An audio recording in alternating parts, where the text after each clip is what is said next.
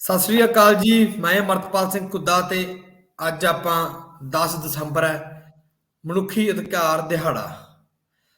ਤੇ ਅੱਜ ਜਦੋਂ ਮਨੁੱਖੀ ਅਧਿਕਾਰਾਂ ਦੀ ਗੱਲ ਚੱਲਦੀ ਹੈ ਤਾਂ ਸਭ ਤੋਂ ਵੱਡਾ ਨਾਮ ਆਉਂਦਾ, ਸਭ ਤੋਂ ਪਹਿਲਾਂ ਨਾਮ ਆਉਂਦਾ ਸ਼ਹੀਦ ਸਰਦਾਰ ਜਸਵੰਤ ਸਿੰਘ ਖਾਲੜਾ ਹੋਣਾ ਦਾ। ਉਹਨਾਂ ਬਾਰੇ ਗੱਲਾਂ ਬਾਤਾਂ ਕਰਾਂਗੇ ਤੇ ਗੱਲਬਾਤ ਕਰਾਂਗੇ ਆਪਾਂ ਭੈਣ ਗੁਰਮੀਤ ਕੌਰ ਹੋਣਾ ਨਾਲ।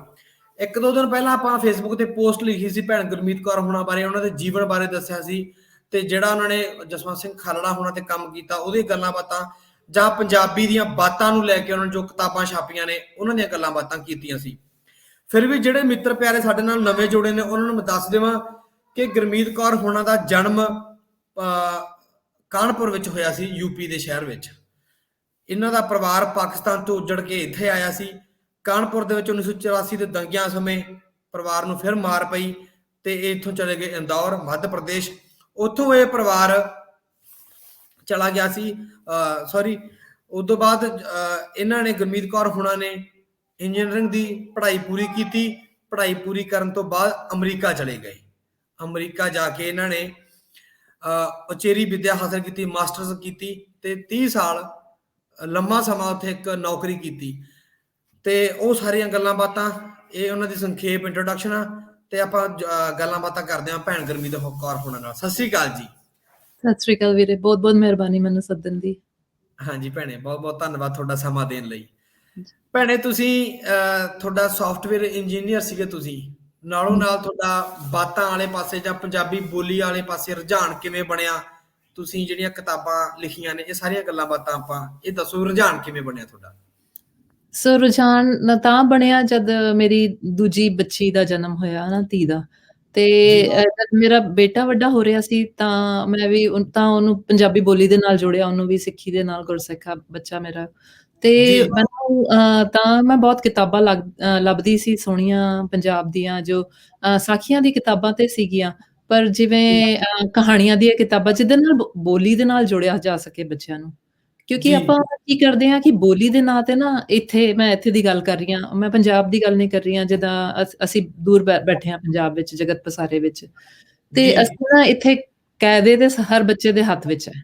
ਅਸੀਂ ਕਾਇਦੇ ਦੇ ਨਾਲ ਉਹਨਾਂ ਨੂੰ ਗੁਰਮੁਖੀ ਥੋੜੀ ਮਾੜੀ ਮੋਟੀ ਪੜ੍ਹਨੀ ਸਿਖਾਤੀ। ਫਿਰ ਉਹਨਾਂ ਨੂੰ ਆਪਾਂ ਚਾਹੁੰਦੇ ਕਿ ਉਹ ਬਾਣੀ ਦੇ ਨਾਲ ਜੁੜੀਏ। ਫਿਰ ਆਪਾਂ ਉਹਨਾਂ ਦੇ ਹੱਥਾਂ ਵਿੱਚ ਗੁਟਕਾ ਦੇ ਦਿੰਦੇ ਹਾਂ। ਫਿਰ ਆਪਾਂ ਕਹਿੰਦੇ ਹਾਂ ਕਿ ਇਹ ਤੁਸੀਂ ਪਾਠ ਕਰੋ, ਤੇ ਉਹ ਪਾਠ ਕਰਨਾ ਵੀ ਕਿਸੇ ਤਰ੍ਹਾਂ ਸਿੱਖ ਜਾਂਦੇ ਆ ਤੇ ਕੀਰਤਨ ਵੀ ਸਿਖਾਉਂਦੇ ਆ। ਪਰ ਅਸੀਂ ਸੋਚਦੇ ਕਿ ਉਹ ਪੰਜਾਬੀ ਹੈ, ਗੁਰਮੁਖੀ ਆ ਗਈ ਪੜ੍ਹਨੀ, ਪਾਠ ਪੜ੍ਹਨਾ ਆ ਗਿਆ ਉਹਨਾਂ ਨੂੰ, ਤੇ ਪਾਠ ਕਰਨਾ ਆ ਗਿਆ, ਤੇ ਅਸੀਂ ਸੋਚਦੇ ਕਿ ਉਹਨਾਂ ਨੂੰ ਪੰਜਾਬੀ ਆ ਗਈ। ਪਰ ਉਹ ਪੰਜਾਬੀ ਜਿਹੜੀ ਬੋਲੀ ਹੈ ਨਾ, ਜਿਹੜੀ ਭਾਸ਼ਾ ਆ, ਉਹਦੇ ਨਾਲ ਆਪਾਂ ਸੁਚੱਜੇ ਤਰੀਕੇ ਦੇ ਨਾਲ ਨਹੀਂ ਜੋੜ ਪਾਉਂਦੇ। ਕਿਉਂਕਿ ਸਾਡੇ ਬੱਚੇ ਇੱਥੇ ਅੰਗਰੇਜ਼ੀ ਮੀਡੀਅਮ ਵਿੱਚ ਪੜ੍ਹਦੇ ਆ, ਬਾਹਰ ਹਵਾ ਵਿੱਚ ਵੀ ਅੰਗਰੇਜ਼ੀ ਹੈ, ਘਰ ਵਿੱਚ ਵੀ ਆ ਕੇ ਫਿਰ ਉਹ ਅੰਗਰੇਜ਼ੀ ਬੋਲਣੀ ਸ਼ੁਰੂ ਕਰ ਦਿੰਦੇ ਥੋੜੀ ਬਹੁਤ। ਅਸੀਂ ਪੰਜਾਬੀ ਚ ਗੱਲ ਕਰਦੇ ਹਾਂ, ਪਰ ਜਦ ਤੱਕ ਉਹਨਾਂ ਦੇ ਹੱਥਾਂ ਵਿੱਚ ਸੋਹਣਾ ਲਿਟਰੇਚਰ ਨਾ ਦੇਈਏ, ਅਦਬ ਨਾ ਦੇਈਏ, ਸਾਹਿਤ ਨਾ ਦੇਈਏ, ਤਾਂ ਤੱਕ ਉਹ ਬੋਲੀ ਦੇ ਨਾਲ ਨਹੀਂ ਜੋੜ ਸਕਦੇ ਆਪਾਂ ਉਹਨਾਂ ਨੂੰ, ਬੱਚਿਆਂ ਨੂੰ। ਜਦ ਤੱਕ ਉਹਨਾਂ ਨੂੰ ਬੋਲੀ ਦੀ ਸਮਝ ਨਹੀਂ ਆਏਗੀ ਤਾਂ ਉਹਨਾਂ ਨੂੰ ਬਾਣੀ ਦੀ ਸਮਝ ਨਹੀਂ ਆਏਗੀ। ਸੋ ਪੜ੍ਹ ਤੇ ਲੈਂਦੇ ਆ, ਪਰ ਉਹਨਾਂ ਨੂੰ ਸਮਝ ਨਹੀਂ ਆਉਂਦਾ ਕਿ ਉਹ ਪੜ੍ਹ ਕੀ ਰਹੇ ਨੇ। ਸੋ ਪੰਜਾਬ ਤੋਂ ਮੈਂ ਬਹੁਤ ਸਾਰੀਆਂ ਕਿਤਾਬਾਂ ਮੰਗਵਾਈਆਂ ਉਹਦੇ ਵਾਸਤੇ, ਮੇਰੇ ਬੇਟੇ ਵਾਸਤੇ, ਪਹਿਲਾਂ ਨਾ ਪੁੱਤਰ ਵਾਸਤੇ। ਤੇ ਉਹ ਜਦ ਤੱਕ ਮੈਂ ਉਹਨਾਂ ਨੂੰ ਪੜ੍ਹ ਕੇ ਸੁਣਾ ਦਿੰਦੀ ਸੀ ਤੇ ਉਹ ਸੁਣਦਾ ਸੀਗਾ, ਪਰ ਉਹ ਆਪਣੇ ਹੱਥੀਂ ਲੈ ਕੇ ਉਹ ਪੜ੍ਹਨਾ ਪਸੰਦ ਨਹੀਂ ਕਰਦਾ ਸੀਗਾ। ਕਿਉਂਕਿ ਇੱਥੇ ਦੇ ਬੱਚੇ ਜਿਹੜੇ, ਉਹਨਾਂ ਦੇ ਹੱਥਾਂ ਵਿੱਚ ਬਹੁਤ ਸੋਹਣੀਆਂ ਕਿਤਾਬਾਂ ਹੁੰਦੀਆਂ ਅੰਗਰੇਜ਼ੀ ਦੇ ਨਾਂ ਤੇ, ਹਨਾ, ਬਹੁਤ ਉੱਚੇ ਪੱਧਰ ਦੀਆਂ ਕਿਤਾਬਾਂ ਹੁੰਦੀਆਂ। ਹੁਣ ਆਪਾਂ ਪੰਜਾਬ ਤੋਂ ਜਿਹੜੀਆਂ ਕਿਤਾਬਾਂ ਮੰਗਵਾਉਂਦੇ ਸੀ ਤੇ ਉਹ ਜਿੱਦਾਂ ਉਹਨਾਂ ਨੂੰ ਬੇਰਸ ਲੱਗਦੀਆਂ, ਉਹ ਖਿੱਚਦੀਆਂ ਨਹੀਂ ਸੀਗੀਆਂ। ਹੁਣ ਤੇ ਰੰਗ ਬਿਰੰਗੀਆਂ ਕਿਤਾਬਾਂ ਬਹੁਤ ਆ ਗਈਆਂ ਨੇ, ਪਰ ਉਹਨਾਂ ਦਾ ਉਹ ਲਿਖੀਆਂ ਨਹੀਂ ਹੁੰਦੀਆਂ ਠੀਕ ਤਰ੍ਹਾਂ ਬੱਚਿਆਂ ਦੇ ਵਾਸਤੇ। ਉਹ ਏਦਾਂ ਲੱਗਦਾ ਹੈ ਕਿ ਜਿਹਨੇ ਵੱਡਿਆਂ ਨੇ ਵੱਡਿਆਂ ਵਾਸਤੇ ਲਿਖੀ ਹੈ, ਪਰ ਬੱਚਿਆਂ ਦਾ ਨਾਂ ਲੈ ਕੇ ਲਿਖ ਦਿੱਤੀਆਂ ਨੇ। ਸੋ ਉਹ ਕੁਝ ਏਦਾਂ ਬੱਚਿਆਂ ਨੂੰ ਖਿੱਚ ਨਹੀਂ ਪਾਉਂਦੀਆਂ, ਤੇ ਫਿਰ ਉਹ ਪੜ੍ਹਦਾ ਨਹੀਂ ਸੀ ਆਪਣੇ ਆਪ ਪੰਜਾਬੀ ਕਿਤਾਬ ਹੱਥ ਵਿੱਚ ਲੈ ਕੇ।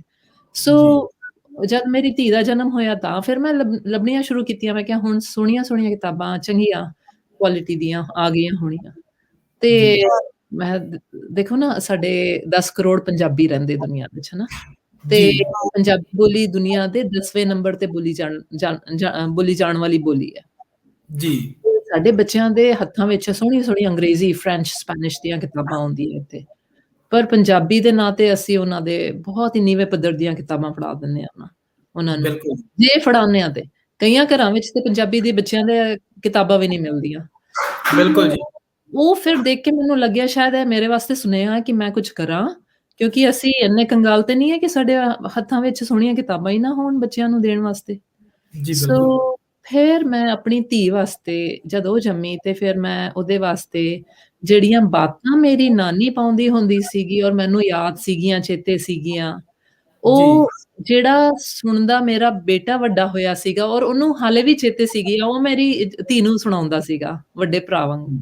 ਤੇ ਜੀ ਮੈਨੂੰ ਲੱਗਿਆ ਕਿ ਇਹਨਾਂ ਦੇ ਵਿੱਚ ਕੁਛ ਹੈ ਕਿ ਸਾਡੇ ਬੱਚੇ ਜੁੜ ਜਾਂਦੇ ਇਹਨਾਂ ਦੇ ਨਾਲ। ਜੀ ਤੇ ਬਿਲਕੁਲ। ਫਿਰ ਨਾ ਮੈਂ ਉਹਨਾਂ ਨੂੰ ਡਾਕੂਮੈਂਟ ਕਰਨਾ ਸ਼ੁਰੂ ਕੀਤਾ, ਬਹੁਤ ਸੋਹਣੇ ਸਚਿੱਤਰ ਤਰੀਕੇ ਦੇ ਨਾਲ। ਜਿਹੜੀ ਮੇਰੀ ਪਲੇਠੀ ਦੀ ਕਿਤਾਬ ਚਿੜੀ ਤੇ ਪਿੱਪਲ ਹੈ, ਕਹਾਣੀ ਸਾਰਿਆਂ ਨੇ ਪੜ੍ਹੀ ਹੈ ਨਾ, ਜਿਹੜੀ ਸਿਆਣੀ ਚਿੜੀ ਦਾ ਦਾਣਾ ਜਿਹੜਾ ਹੈ ਉਹ ਪਿੱਪਲ ਦੀ ਖੋੜ ਵਿੱਚ ਡਿੱਗ ਜਾਂਦਾ ਤੇ ਪਿੱਪਲ ਨੂੰ ਬੇਨਤੀ ਕਰਦੀ ਹੈ ਕਿ ਤੂੰ ਮੇਰਾ ਦਾਣਾ ਦੇ ਦੇ, ਪਿੱਪਲ ਕਹਿੰਦਾ ਮੈਂ ਨਹੀਂ ਦਿੰਦਾ। ਤੇ ਫਿਰ ਉਹ ਜਿਹੜੀ ਚਿੜੀ ਹੈ ਉਹ ਟੱਕਰਾਂ ਮਾਰਦੀ ਮਾਰਦੀ ਪਹਿਲਾਂ ਅੱਗ ਘੁਲ ਜਾਂਦੀ, ਫਿਰ ਪਾਣੀ ਘੁਲ ਜਾਂਦੀ ਹੈ, ਏਦਾਂ ਕਰਕੇ ਉਹ ਆਪਣਾ ਦਾਣਾ ਹਾਸਲ ਕਰ ਲੈਂਦੀ ਹੈ, ਆਪਣਾ ਹੱਕ ਹਾਸਲ ਕਰ ਲੈਂਦੀ ਹੈ। ਹੁਣ ਜੀ ਇਹ ਕਹਾਣੀਆਂ ਜਿਹੜੀਆਂ ਛੋਟੀਆਂ-ਛੋਟੀਆਂ ਜਿਹੜੀਆਂ ਦਾਦੀਆਂ-ਨਾਨੀਆਂ ਪਾਉਂਦੀਆਂ ਹੁੰਦੀਆਂ ਸੀਗੀਆਂ, ਬਾਤਾਂ ਜਿਨ੍ਹਾਂ ਨੂੰ ਕਹਿੰਦੇ ਆ, ਜੀ ਇਹਨਾਂ ਵਿੱਚ ਇੱਕ ਤੇ ਸਾਡੀ ਠੇਠ ਬੋਲੀ ਉਹਦੀ ਮਹਿਕ ਆਉਂਦੀ ਹੈ। ਜੀ ਬਿਲਕੁਲ। ਦੂਜਾ ਇਹਨਾਂ ਦੇ ਵਿੱਚ ਕਦਰਾਂ-ਕੀਮਤਾਂ ਸਿੱਖਣ ਨੂੰ ਮਿਲਦੀਆਂ ਖੇਡ-ਖੇਡ ਵਿੱਚ ਬੱਚਿਆਂ ਨੂੰ। ਬਿਲਕੁਲ ਜੀ, ਬਿਲਕੁਲ ਤੇ ਬਿਲਕੁਲ। ਤੀਜਾ ਇਹਦੇ ਵਿੱਚ ਨਾ ਪੂਰਾ ਜਿੱਦਾਂ ਪਸ਼ੂ-ਪੰਛੀ, ਬੰਦੇ, ਜਨੌਰ, ਫਲ-ਫੁੱਲ, ਰੁੱਖ ਸਾਰੇ ਆਪਸ ਵਿੱਚ, ਸਾਰੀ ਕਾਇਨਾਤ ਆਪਸ ਵਿੱਚ ਗੱਲਾਂ ਕਰਦੀ ਹੈ। ਤੇ ਜੀ ਬੱਚੇ ਦਾ ਕੁਦਰਤ ਦੇ ਨਾਲ ਜਿਹੜਾ ਰਿਸ਼ਤਾ ਪੱਕਾ ਹੁੰਦਾ। ਸੋ ਇਹ ਬਿਲਕੁਲ ਕਰਕੇ ਮੈਂ ਸੋਚਿਆ ਕਿ ਮੈਂ ਕਿਤਾਬਾਂ ਜਦ ਲਿਖਣੀਆਂ ਨੇ ਆਪਣੇ ਬੱਚਿਆਂ ਨੂੰ ਤੇ ਮੈਂ ਇਹ ਬਾਤਾਂ ਦੇ ਨਾਲ ਬੱਚਿਆਂ ਨੂੰ ਜੋੜਨਾ ਚਾਹੁੰਦੀ ਹਾਂ। ਸੋ ਜੀ ਮੈਂ ਇਹ ਕਿਤਾਬਾਂ ਸਭ ਤੋਂ ਪਹਿਲਾਂ ਛੋਟੇ ਬੱਚਿਆਂ ਨੂੰ, ਕਿਉਂਕਿ ਇੱਥੇ ਜਿਹੜਾ ਵੈਸਟ ਵਿੱਚ ਨਾ ਕੀ ਕਰਦੇ ਆ ਕਿ ਜਦ ਬੱਚਾ ਪੈਦਾ ਹੁੰਦਾ ਹੈ ਨਾ, ਤਾਂ ਹੀ ਉਹਦੇ ਹੱਥਾਂ 'ਚ ਕਿਤਾਬਾਂ ਫੜਾ ਦਿੰਦੇ ਆ।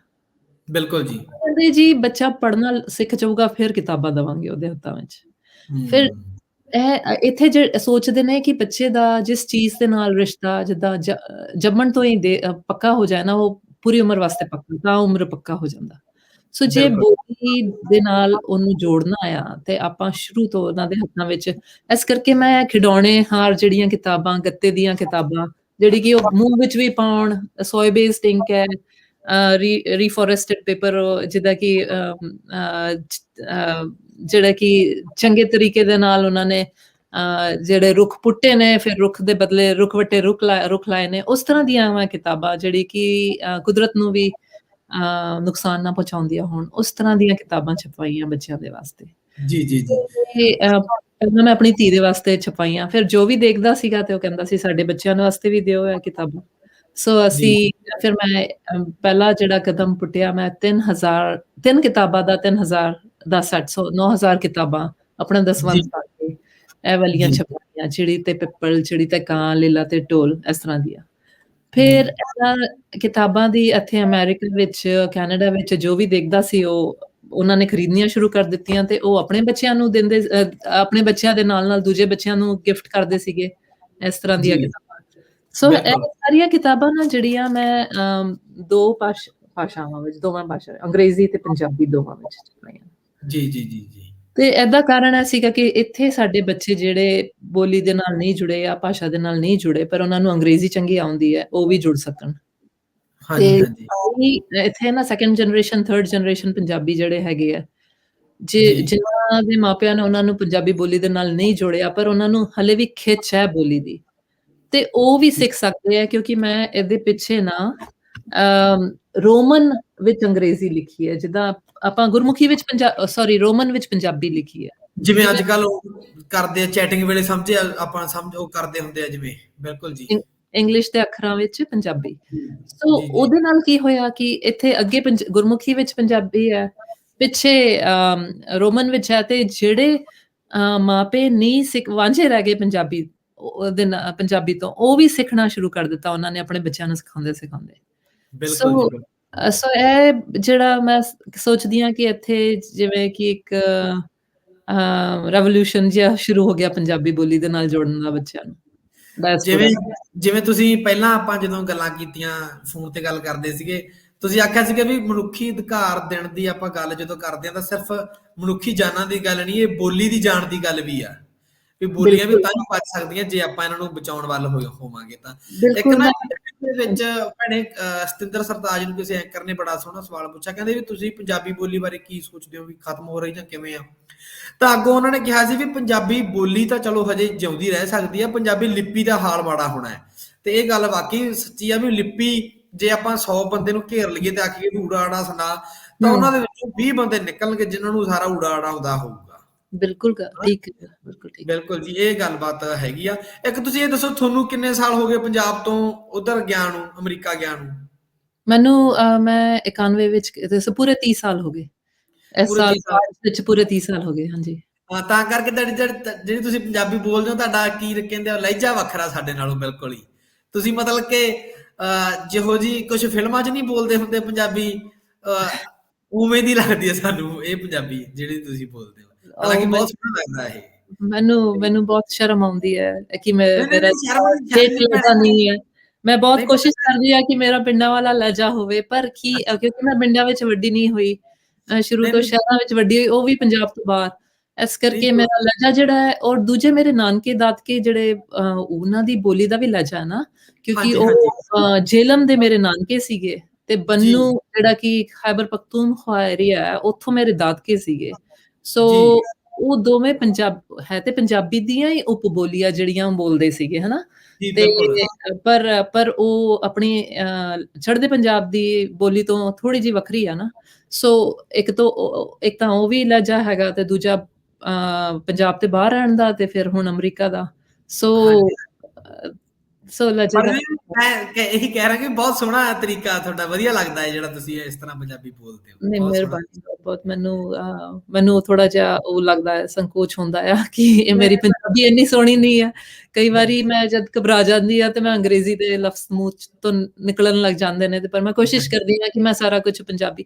ਹੁਣ ਤੁਸੀਂ ਦੇਖੋ, ਕਿਉਂਕਿ ਮੈਂ 3 ਪੀੜ੍ਹੀਆਂ ਤੋਂ ਪੰਜਾਬ ਤੋਂ ਦੂਰ ਆ, ਮੈਂ ਜੀ ਭੈਣ। ਸੋਚਦੀ ਅੰਗਰੇਜ਼ੀ ਵਿੱਚ ਆ, ਪਰ ਫਿਰ ਅੰਗਰੇਜ਼ੀ ਦੇ ਨਾਲ ਫਿਰ ਮੈਂ ਤਰਜਮਾ ਕਰਦੀ ਜਾਂਦੀ ਆ ਤੇ ਫਿਰ ਉਹ ਦਿਮਾਗ ਜਿਹੜਾ ਹੈਗਾ ਉਹ ਥੋੜਾ ਕਈ ਵਾਰੀ ਚੱਕਰਾਂ ਵਿੱਚ ਫਸ ਜਾਂਦਾ। ਬਿਲਕੁਲ ਬਿਲਕੁਲ ਬਿਲਕੁਲ। ਇੱਕ ਸਾਨੂੰ ਵੇਖਣ ਵਾਲੇ ਸਾਰੇ ਵੀਰ ਭਰਾਵਾਂ ਨੂੰ ਇੱਕ ਹੋਰ ਗੱਲ ਦੱਸਦਾ ਵੀ ਜਿਹੜੀਆਂ ਕਿਤਾਬਾਂ ਦੀ ਭੈਣਾਂ ਨੇ ਜ਼ਿਕਰ ਕੀਤਾ ਕਿਤਾਬਾਂ ਦਾ, ਇਹ ਕਿਤਾਬਾਂ ਬੱਚਿਆਂ ਦੀਆਂ ਬਾਤਾਂ ਨੇ। ਇਹ ਉਹ ਕਹਾਣੀਆਂ ਜਿਹੜੀਆਂ ਆਪਾਂ ਪੰਜਾਬ ਸਕੂਲ ਸਿੱਖਿਆ ਬੋਰਡ ਦੀਆਂ ਕਿਤਾਬਾਂ ਦੇ ਵਿੱਚ ਨਿੱਕੇ ਹੁੰਦੇ ਪੜ੍ਹਦੇ ਰਹੇ ਹਾਂ। ਕਲਾਸਾਂ ਦੇ ਵਿੱਚ ਆਪਾਂ ਉੱਚੀ ਉੱਚੀ ਜਮਾਤਾਂ ਦੇ ਵਿੱਚ ਬੋਲਦੇ ਹੁੰਦੇ ਸੀ। ਇਹ ਉਹ ਕਹਾਣੀਆਂ ਨੇ ਸਾਰੀਆਂ। ਚਿੜੀ ਵਿਚਾਰੀ ਕੀ ਕਰੇ, ਠੰਡਾ ਪਾਣੀ ਪੀ ਮਰੇ, ਉਹ ਕਹਾਣੀਆਂ। ਤੇ ਇਹ ਕਹਾਣੀਆਂ ਕਿਤਾਬਾਂ ਤੁਸੀਂ ਬੱਚੇ ਪੜ੍ਹ ਵੀ ਸਕਦੇ, ਨਾਲੋਂ ਨਾਲ ਸਮੇਂ ਦੇ ਨਾਲ ਬਦਲੀ ਹੋਈ ਚੀਜ਼ ਇਹ ਹੈ ਕਿ ਤੁਹਾਨੂੰ ਵੈਬਸਾਈਟ ਆ ਜਿਹੜੀ ਇਹਨਾਂ ਨੇ ਲਿਖੀ ਹੋਈ ਆ www.people.org, ਇਹ ਤੇ ਜਾ ਕੇ ਤੁਸੀਂ ਇਹ ਕਹਾਣੀਆਂ ਨੂੰ ਤੁਸੀਂ ਸੁਣ ਵੀ ਸਕਦੇ ਹੋ। ਤੁਸੀਂ ਬੱਚਾ, ਜਿਵੇਂ ਨਿਆਣੇ ਅੱਜ ਕੱਲ੍ਹ ਕਾਰਟੂਨ ਦੇਖਦੇ ਆ, ਤੁਸੀਂ ਇਹ ਪਲੇ ਕਰਕੇ ਦੇ ਦਿਓ, ਬੱਚੇ ਇਹ ਬਾਤਾਂ ਆਪਣੇ ਆਪ ਵੀ ਸੁਣ ਸਕਦੇ ਆ। ਇਹ ਵੱਡੀ ਗੱਲਬਾਤ ਆ। ਤੇ ਭੈਣੇ ਮੈਨੂੰ ਤੁਸੀਂ ਐਂ ਦੱਸੋ, ਤੁਸੀਂ ਸੌਫਟਵੇਅਰ ਇੰਜੀਨੀਅਰ ਰਹੇ ਹੋ, ਲੰਮਾ ਸਮਾਂ ਰਹੇ ਹਾਂ, ਤੇ ਹਾਂਜੀ। ਤੁਸੀਂ ਫਿਰ ਉਹ ਨੌਕਰੀ ਛੱਡ ਕੇ ਫਿਰ ਇੱਧਰ ਨੂੰ ਮੁੜੇ? ਹਾਂ, ਮੈਨੂੰ ਨੌਕਰੀ ਛੱਡਣੀ ਇਸ ਕਰਕੇ ਪਈ ਵੀਰੇ ਕਿ ਜਦ ਮੈਂ 5 ਕਿਤਾਬਾਂ ਦਾ ਸੈੱਟ ਤੇ ਤਿਆਰ ਕਰ ਲਿਆ, ਹਨਾ? ਜੀ ਔਰ ਮਿਹਨਤ ਕਰਕੇ ਸਾਲ ਵਿੱਚ 6 ਮਹੀਨੇ ਦੀ ਛੁੱਟੀ ਲੈ ਕੇ, ਹਨਾ? ਤੇ ਉਸ ਤਰ੍ਹਾਂ 1 ਸਾਲ ਤੇ ਉਹਨਾਂ ਨੇ ਛੁੱਟੀ ਦੇ ਦਿੱਤੀ ਮੈਨੂੰ। ਪਰ ਜੀ ਫਿਰ ਉਸ ਤੋਂ ਬਾਅਦ ਕੀ, ਫਿਰ ਮਾਪੇ ਜਿਨ੍ਹਾਂ ਨੇ 5 ਕਿਤਾਬਾਂ ਪੜ੍ਹਾ ਲਈਆਂ, ਫਿਰ ਕਹਿੰਦੇ ਹੋਰ ਕਿਤਾਬਾਂ ਲਿਖੋ।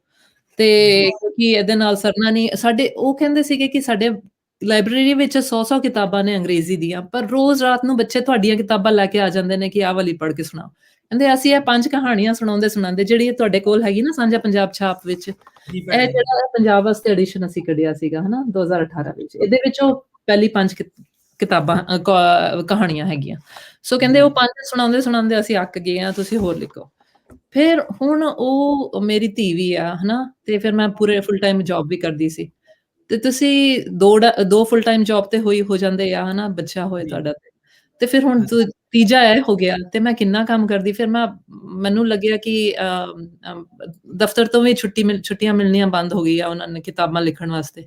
ਜੀ ਤੇ ਫਿਰ ਮੇਰੇ ਵਾਸਤੇ 2 ਰਾਹ ਸੀਗੇ ਕਿ ਜਾਂ ਤੇ ਮੈਂ ਆਪਣਾ ਜਿਹੜਾ ਜਜ਼ਬਾ ਹੈ, ਸਿਰੜ ਹੈ, ਜਿੱਦਾਂ ਮੈਨੂੰ ਮਿਸ਼ਨ ਹੈ, ਜਿਹੜਾ ਮੈਨੂੰ ਲੱਗਦਾ ਮੈਨੂੰ ਗੁਰੂ ਸਾਹਿਬ ਨੇ ਮਿਸ਼ਨ ਦਿੱਤਾ ਆ, ਜੀ ਉਹ ਭੈਣੇ। ਮੈਂ ਚੁਣ ਲਵਾਂ ਜਾਂ ਫਿਰ ਪੈਸੇ ਚੁਣ ਲਵਾਂ। ਤੇ ਫਿਰ ਮੈਂ ਕਿਹਾ ਕਿ ਅ, ਮੈਂ ਆਪਣੇ ਹਿਸਾਬ ਲਗਾਇਆ ਕਿ ਮੇਰੀ ਰੋਟੀ ਚੱਲਦੀ ਰਹੂਗੀ ਕਿ ਨਹੀਂ, ਅਗਰ ਮੈਂ ਆਪਣਾ ਜੌਬ ਛੱਡਤਾ।